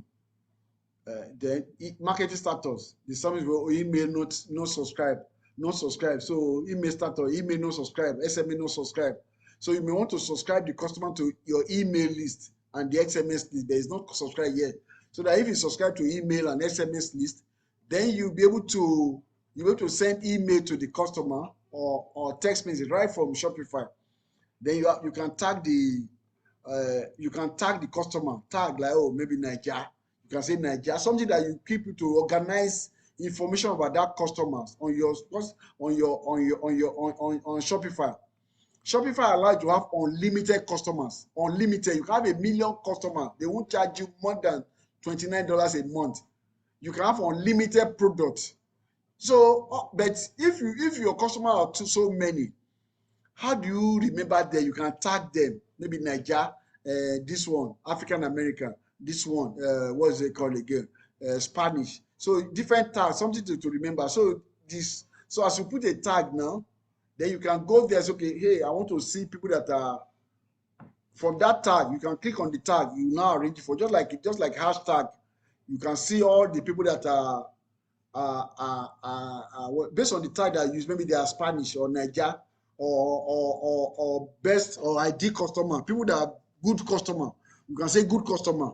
You can say premium. You can name it the way you like. That's why it's open there. And then those tags can be that. Then those are things I explained to you before. I'm just used to explain. Then you see now, you can send an account invite. Okay, then you see the last order placed. That's the last order she placed. Then if you click here now, you can see all the order that she placed here. Then this lady too might call you on the phone. Hey, as I was going through your website, I saw this one of the filler that I like. Can you please help me place the order on your website? Oh, sorry, ma. Go to our website and do it yourself. We don't do it for ourselves. We are losing money. Shopify already know, so you can come over here, create order. You don't need to browse the front end of your website again and start like a front end. It's your back. This is like the back end of your store. Sorry to Yeah. Can you check the text I sent to you just now? Okay, let me see. On this. Thank you, sir. On the WhatsApp? Yeah, no, right there on the chat. Okay, yes. Oh, okay. Okay. He came to drop after seeing this. Okay. So don't show the customer info because they might go after you. No, okay. Actually, the customer permits me and she's after and she's here. Okay, sir. The customer gave me the permission. And the Okay, customer is actually in this, she's actually in this meeting. Okay, sir. So she's with her permission. Okay, sir. Yeah, thank you for pointing me to that. It's her permission. I don't do that. But I just want to make it as transparent as possible, so that you see that we don't. It's not. I'm not working for Shopify, so I'm just really making money from Shopify. But I help people with Shopify, so I'm not forcing Shopify. I'm just trying to tell people about the Shopify products because a lot of people don't know what Shopify is capable of doing. So if let's say the customer call you on the phone, hey, can you do this? Okay, well, you go ahead and you can place the order here. You create the order without have to browse. Then also you see the way the customer journey, the timeline, you see there. If you don't like the customer, you can delete the customer. So that's actually that area which I recommend. So those are things that you manage. Those are what I mean by website operations and management. So you manage the customers. Then the same things that you manage the orders. These are the orders now. You already told you that this might be fraudulent. Then you come out to the order, you see this order now. Okay, you can add a tracking to this order. That's your job, so that when you ship it, then it's going to grandparents. It's actually local, so the person can actually come to the office and to the store and pick it up. Then you see, okay, the person wants to be shipped. Sir, Yeah. I just want to address that particular issue. Yeah. What happened was the client was looking for Abeti Ajafela online on Google. Yeah. So he eventually stumbled into this, then he ordered online. Okay. So looking at the address, he realized we're actually close by him. Yeah. So that was why almost immediately he came to the office to pick up. Okay. Already he has paid. So the mark there was because they feel we're supposed to ship, but we never used the shipping order. Okay. So Well, even if that means you have to say that it's been fulfilled. You have to mark it as ship or fulfilled. Yes, sir. Thank you. You see, this is the process now. Paid, fulfill, iCard. So you're going to ship it, that maybe action here. See, action, create label. You can create label, duplicate this. Okay, it's tracked to the after ship. That is the after ship software that the tracking and view other status. So we're going to put it as ship. Then on the system, you know that that's been fulfilled. Then because if you have added the tracking now, okay, maybe you take regardless of the way you go to here, maybe any of the carrier, maybe you have shipped it by through any of these are the different carrier that you can use, UPS, this or this, and this one they give you you put the tracking number here. Then the tracking number that you put here, this software will track Shopify will go to the carrier. You see, and track from all this. You see, all this option: 4PS, 4GS, Amazon Logistics UK, Amazon Logistics US. Maybe they're going to have Amazon Logistics Nigeria now, where they ask AM Post, Adjun Logistics APC. These are different logistic companies that already partner with. They're already within the Shopify network. They're already there. You see, there are many of them, even some in China. Some you can even order that you don't know, maybe your own that you don't know, or you can even create your own. Maybe you have your own network, you create your own. Then when you now put the tracking code that is generated by those, you put the tracking code that is generated by. I want to explain that part, how it works. So let's say you are using USPS, United States Postal Service now. USPS give you a tracking number. So you put the tracking number here. So the software, so when your customer log in to your website to track the order. So now you as the owner, you as the manager of the store, if you ship it through USPS will give you a tracking code. Then you come over here, you put the tracking number here. So Shopify will go and check will go and check USPS website, and then would update its own, or will update your website, so that the customer will see that, oh, the order is being shipped by USPS, this is where it's going. So without sending the person back to USPS website, so the customer still stay within your website, but they know they can track their order. So that experience of bringing customer, almost keeping customer on your site, is a marketing strategy, is a good marketing strategy, because you're going to put them, you're going to make them to keep thinking about your business. And while they are tracking, they are looking at other products that you have sent. Maybe somebody is with them that they don't know there's a website called Flow Flourish.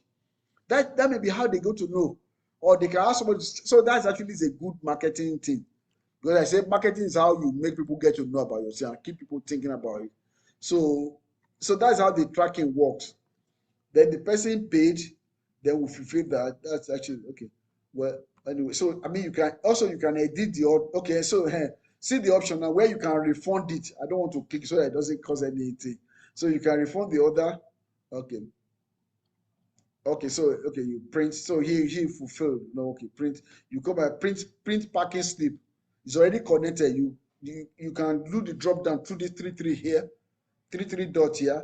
When you want to ship it now, because this person pick up, but you have to specify in the system that it was a pickup, or when it get to shipping, we're going to set it up now. We're going to reconfigure it, because when it get to shipping, you don't even need to charge the person shipping fee now, because you came to pick it up. So you don't need to charge shipping of $8.25 again, because this person wouldn't know. Because how would he know? Because you didn't set it up, and moreover, the person needs it so badly. That's why he has to pay $8.25 for shipping for a place that is less than 5 miles away, that he can just drive under 10 minutes. You pick it up. Why do you have to go take it to post office and ship? So you configure your Shopify store and make it a local pickup, because that's one thing I want you to understand. Because I have some people in Nigeria, they are in Ibadan, they are in Lagos. You can start your business on Shopify, have a very Shopify site. You don't even need to collect money online. Come and pay in my store. You don't even need to ship to anybody. They come to you and they pick it up and they ship, and then you run them on Shopify. No payment. No, you don't collect payment. Come local pay, offline payment. All your product, they browse it online. You are not collecting any payment from anybody. But that is actually the whole idea. I don't know if my sister is here. My sister she has been bugging me. She lives in Ibadan. Oh, my brother, I want to open a store. I need money to buy. I need money. Give me money to open I want to open a shop. I said, no, calm down. How do you bring, that is not what you really need. Calm down. You see, I'm not, a lot of people are just like my sister. I've just said as an example. They want to do something. They know that they can have some. Nigerians, we have entrepreneurship spirit in us. We are buying and selling. But what do? We need a store. How much money? You can imagine how much it's going to cost you to rent a shop in Ibadan or in Lagos. You don't need those things again. When you rent a shop, when you can just come over here and open a Shopify store. I don't know how much, $30 a month. $30 a month, you will convert it to dollars, maybe about 15,000 naira. Then your store is only, and then that's all you need to open a store. I sent you a message, sir. Yeah, sorry. Yeah. Okay, thank you. So let me say thank you for question. Okay, can we highlight Yinak information, please? Okay, who is Yinak? Okay. The other has been marked for free. Okay. So don't show. Okay, who is Yinak? Can you say what you mean? I don't get it. Yinka. Okay, where's Yinka? Yinka Oshi. Oh, okay. That's yes. We just need. I think we. What question again? Okay, I was talking about the print packing slip. No, his personal information, sir. Can we highlight it of the system before we publish it? Oh, okay. Can we highlight? And well, let me take care of from there. Yes, let me get out of that page. But the truth is that it doesn't really. I don't think they can. Those are more or less the public information anyway. but I won't show it in a public convention, maybe, or maybe I take note of that. Okay, at times some information is like the way we are. I understand that we have to be private, but you see, there are some things that are already public. I'm not just to debunk the need for maintaining privacy. For example, your plate number. If you have a plate number now, you are going with your car. If somebody scanning the plate number, they can look up your, just like a police will see your plate number. They get every information about you is already on your plate number. So that is the way. So some information, they are already public, and then the law protects you. Somebody cannot, even if you get it, they can't do anything with it. And some people address, some telemarketers, they go and buy address, buy your phone number, buy your detail, buy your income sources, income rate, income level. You'll be so surprised some more information they know about you. But they still have it. They cannot do anything with that. But I'm not saying I respect that.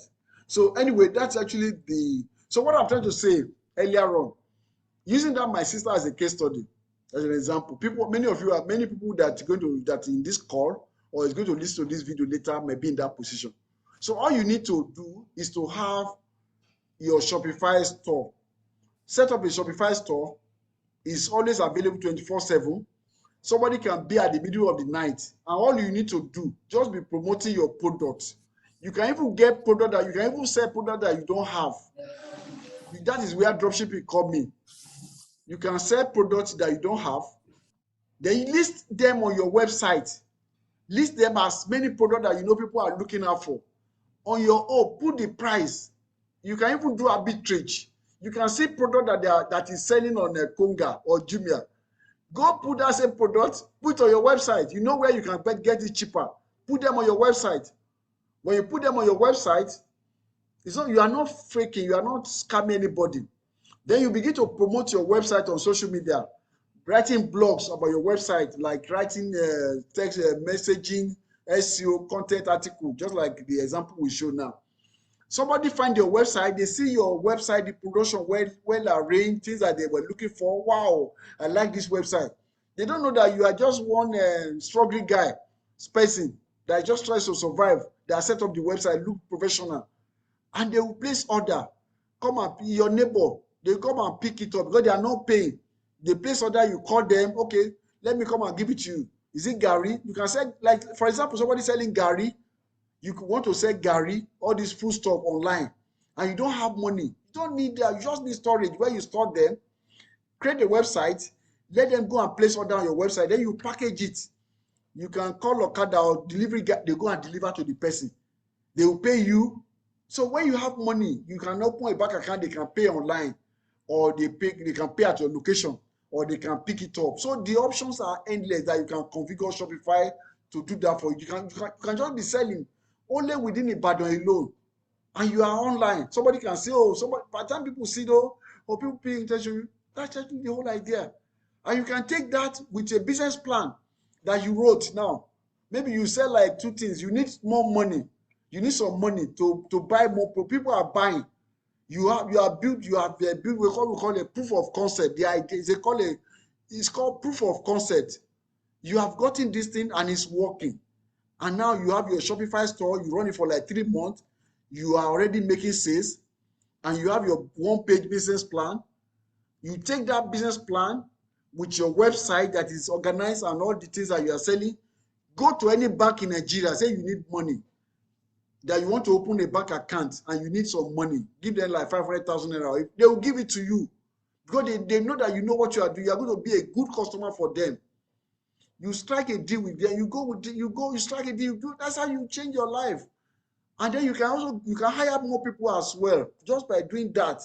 That doesn't even cost you anything. But what I'm trying to say is but you just need to be aware of all the tools that are available for you. So in this training. So we just have more times. Okay, we also put like 5 minutes more. So when you have so these are where you manage the inventory, you do the transfer, you manage your collection, that is the group, then gift card, then the customer, we've done that, then finances, that's where you do all the finances, all the money let me not mess up somebody's finances. Then you can run your campaign here, You can do your discount. You can create, okay, no, it's not even, you can create a discount code. Come over here, how to create a discount. Amount of product, amount of order, buy X, get Y, free shipping. So you can create the discount here. So that when you put, okay, maybe some products you make it free shipping, generate this, so that you just want to attract people. Okay, where? All countries, no, selected country, just a selected country. Okay, then what country? Just browse, or you can just type it. Now, I say Nigeria. Is Nigeria? Oh, I have to browse it. Okay, you already specified that. Okay, she already specified when you add the country that she only said to Canada, USA, and the rest of the world. So no country, you have to spend. There's a configuration there where you have to add the country from beginning that wasn't really there. So you put all those things, minimum order, and so these are bad.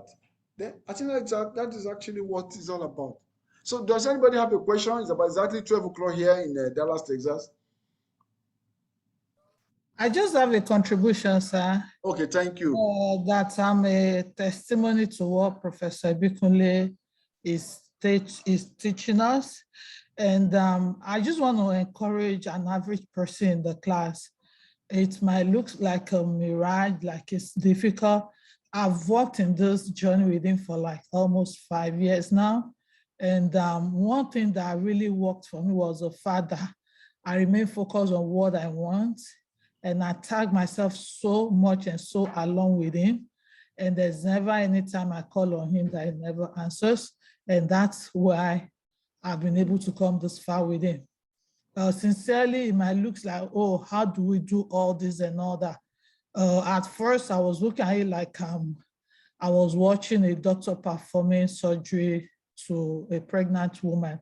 But as we speak today, to the glory of God, I can do as much as he has taken so far.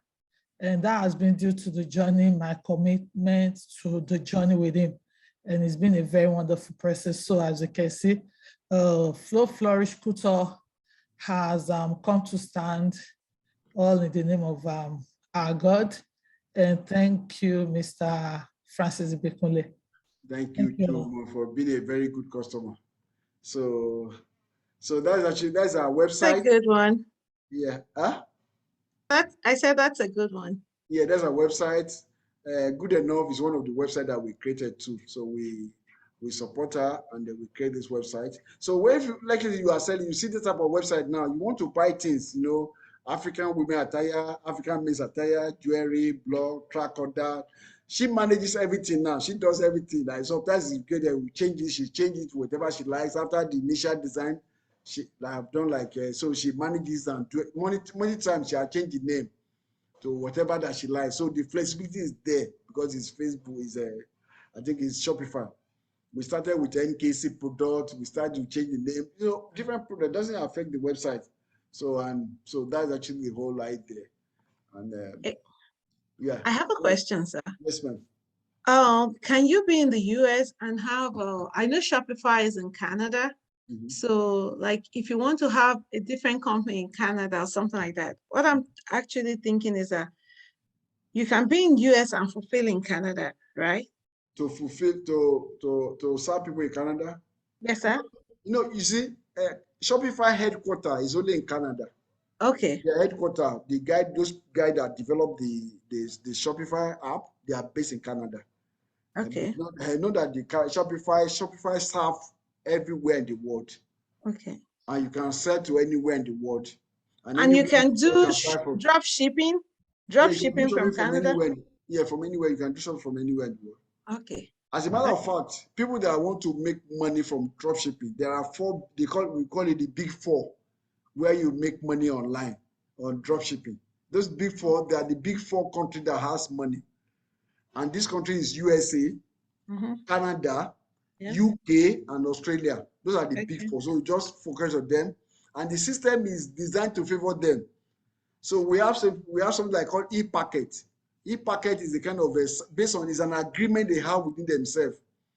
There are some products, if the size and the weight does not pass certain level, it's going to be free when you ship it. All the shipping company they give it they ship it for free.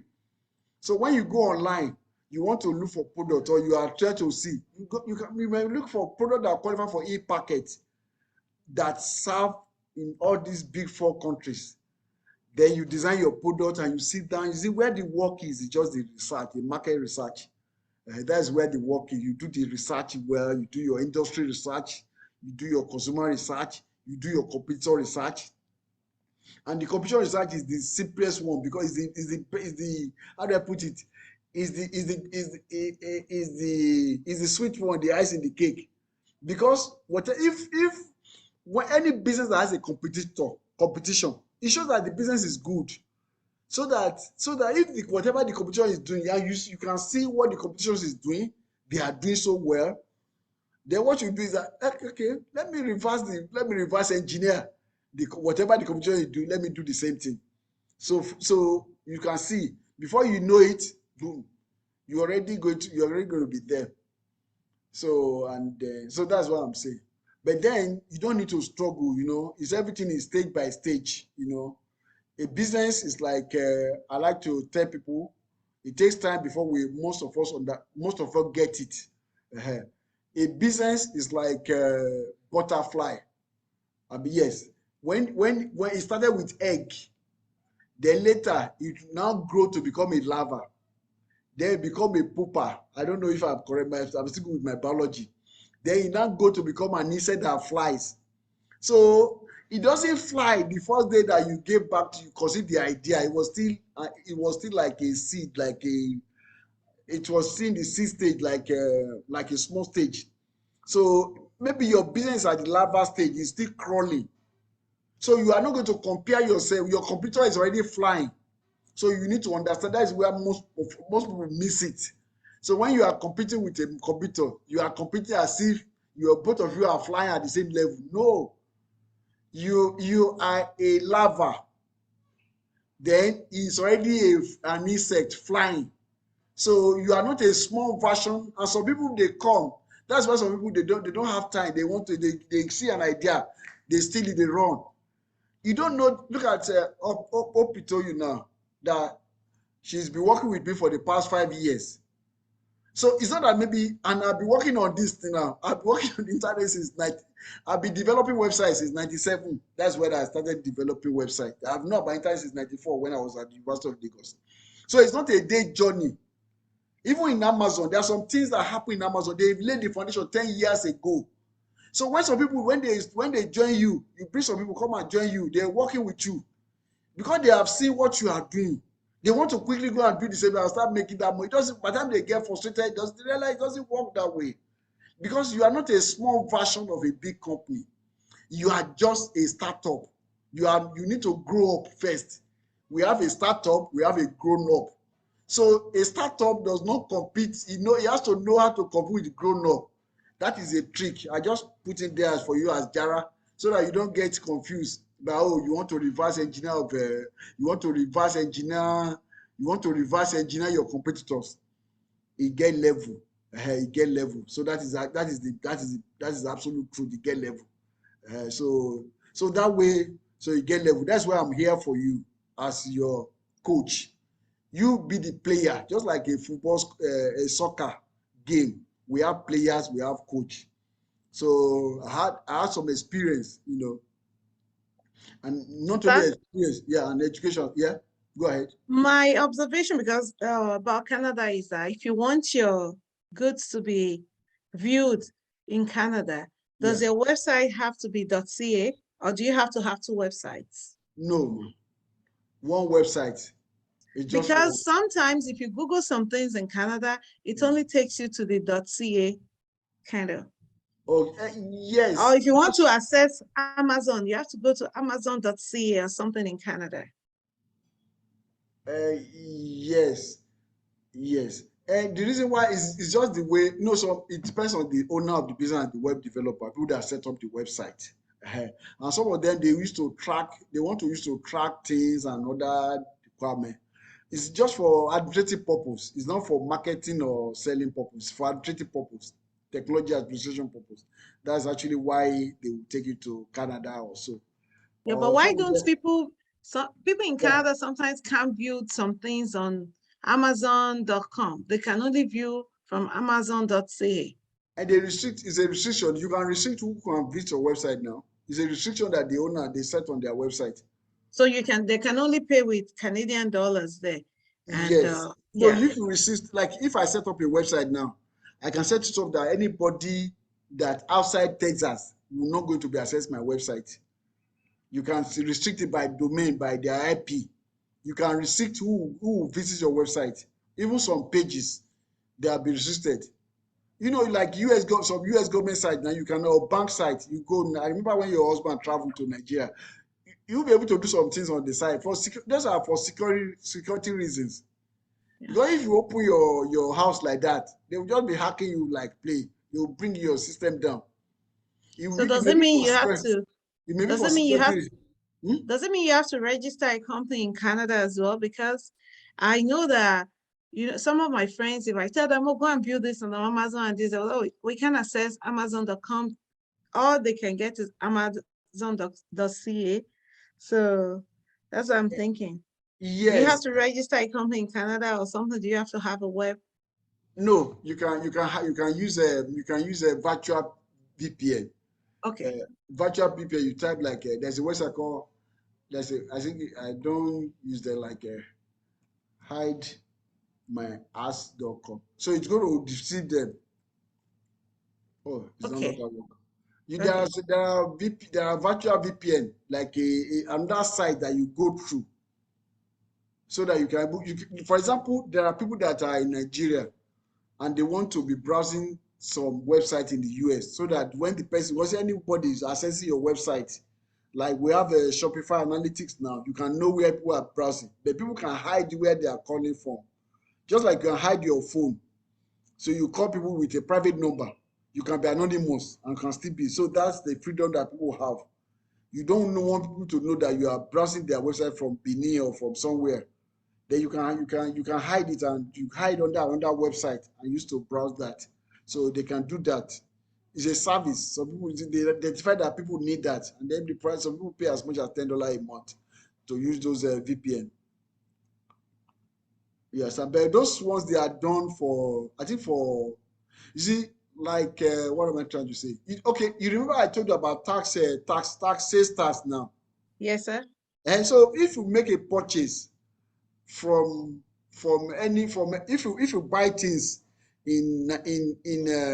if you buy things in Canada, you have to pay. They have to pay the sales tax to Canada.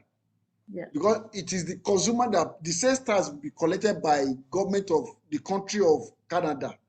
So if they feel that to administer the sales tax system, if they know that it's going to be cheaper for them to create another version of a website specifically for Canada people, anybody coming from Canada, so that there will not be any confusion when they are doing their reporting.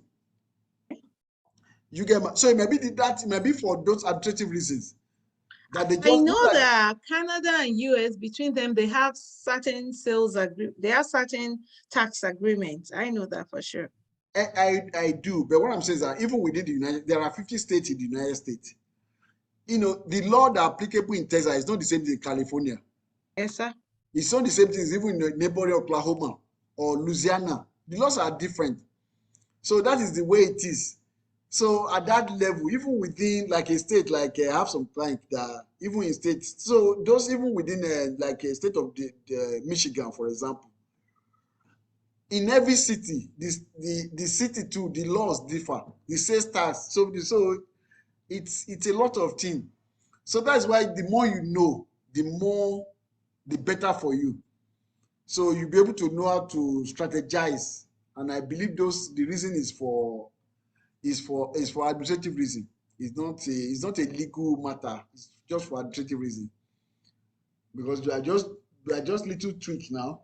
They have made it's a lot of what's it called? It's a lot of it's a lot of money that they have saved.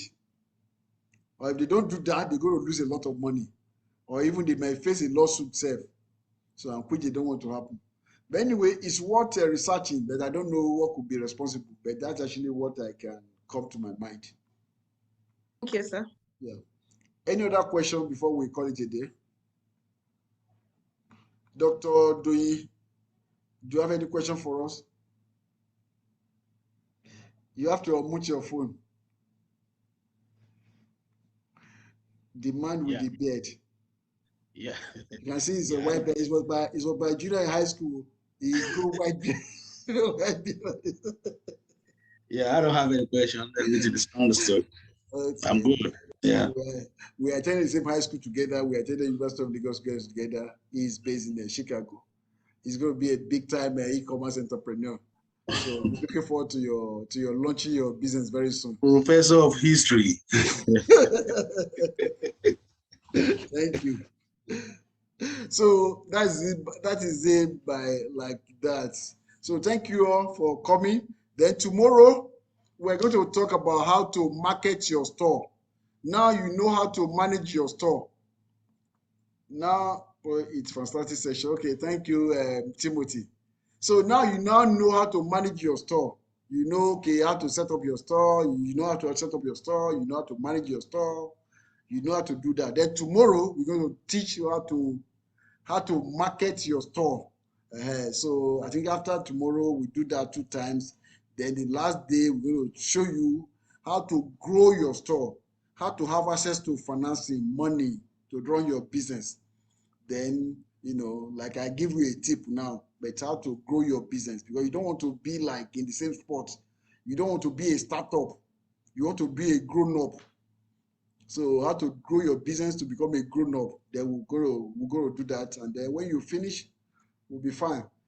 Then we are coming up with some program, a coaching program that I'm proposing to you so that we can stay connected, for the next 6 months. So that way, you are not by yourself. You are doing business yourself, but you are not by yourself. So you have a community and a team behind you. So that's actually what we're looking. So that next 6 months, we have some testimony of big time e-commerce websites springing up of Nigeria from anywhere, through this program. So that is the kind of testimony we want to hear.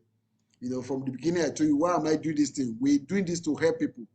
I'm happy with the just to help people, and I'm happy the feeling I'm getting now. It gets me excited. So even if I don't collect physical cash from you, but the value I get, I can convert them to money. So God bless you all. Let me read this text before we go. Will you send out the remaining Shopify links? Yes, I'm going to send you the remaining Shopify links. So I was busy with the research of my presentation since yesterday. But as soon as I finish, I'll send everything. I'll put it on the group. I'll put it on the group like I did. Then you can follow. Your email, because for privacy reason. Everybody, you have different. Your email that you used to apply. Then the password is the same. Then you now use the password. That's why I make it open. Use the password, log into your day, then you're able to access that. So when the scene is hot, then I'm going to do that now within the next 2 hours. I'll make sure I get you so that you can all be practicing with your Shopify. You can be practicing with your Shopify account. That's it. Then also, I know some people they went to Shopify.com directly and create an account. The problem with that one is that Shopify, after 14 days of trial, it will want you to pay. And before you can become perfect, in order to set up your store, it might take you like 6 weeks or even more, depend on your time. So you don't want them to shut it down and start paying. And then if you don't get it, there's no, because I know people that will be paying for like 1 year, 2 years. They don't even know, they've not figured out how to go about it. So I don't want that to happen. If you don't know, you want to take some time off, Shopify is not going to charge you. Then also, I will be able to have access, and you don't need to share your password with me. Then, so that I'll be able to help you log into and see what you are doing at the level of development. So I don't want to transfer it to me when you already start paying. No. So at the level of development, I'll be able to log in and me and my team without password and gain access to your store. But you're going to see there that there's somebody that grants access so that you don't think I'm a hacker. So if at any time you don't feel like working with me, then you can revoke that access. Then I'll be able to gain access to your account again. So then you have to contact Shopify directly. So those are the benefits of doing the sign up through me doing the sign up. So thank you all for coming, and stay blessed. Yes. Thank you, sir. Thank you, sir. You're very welcome.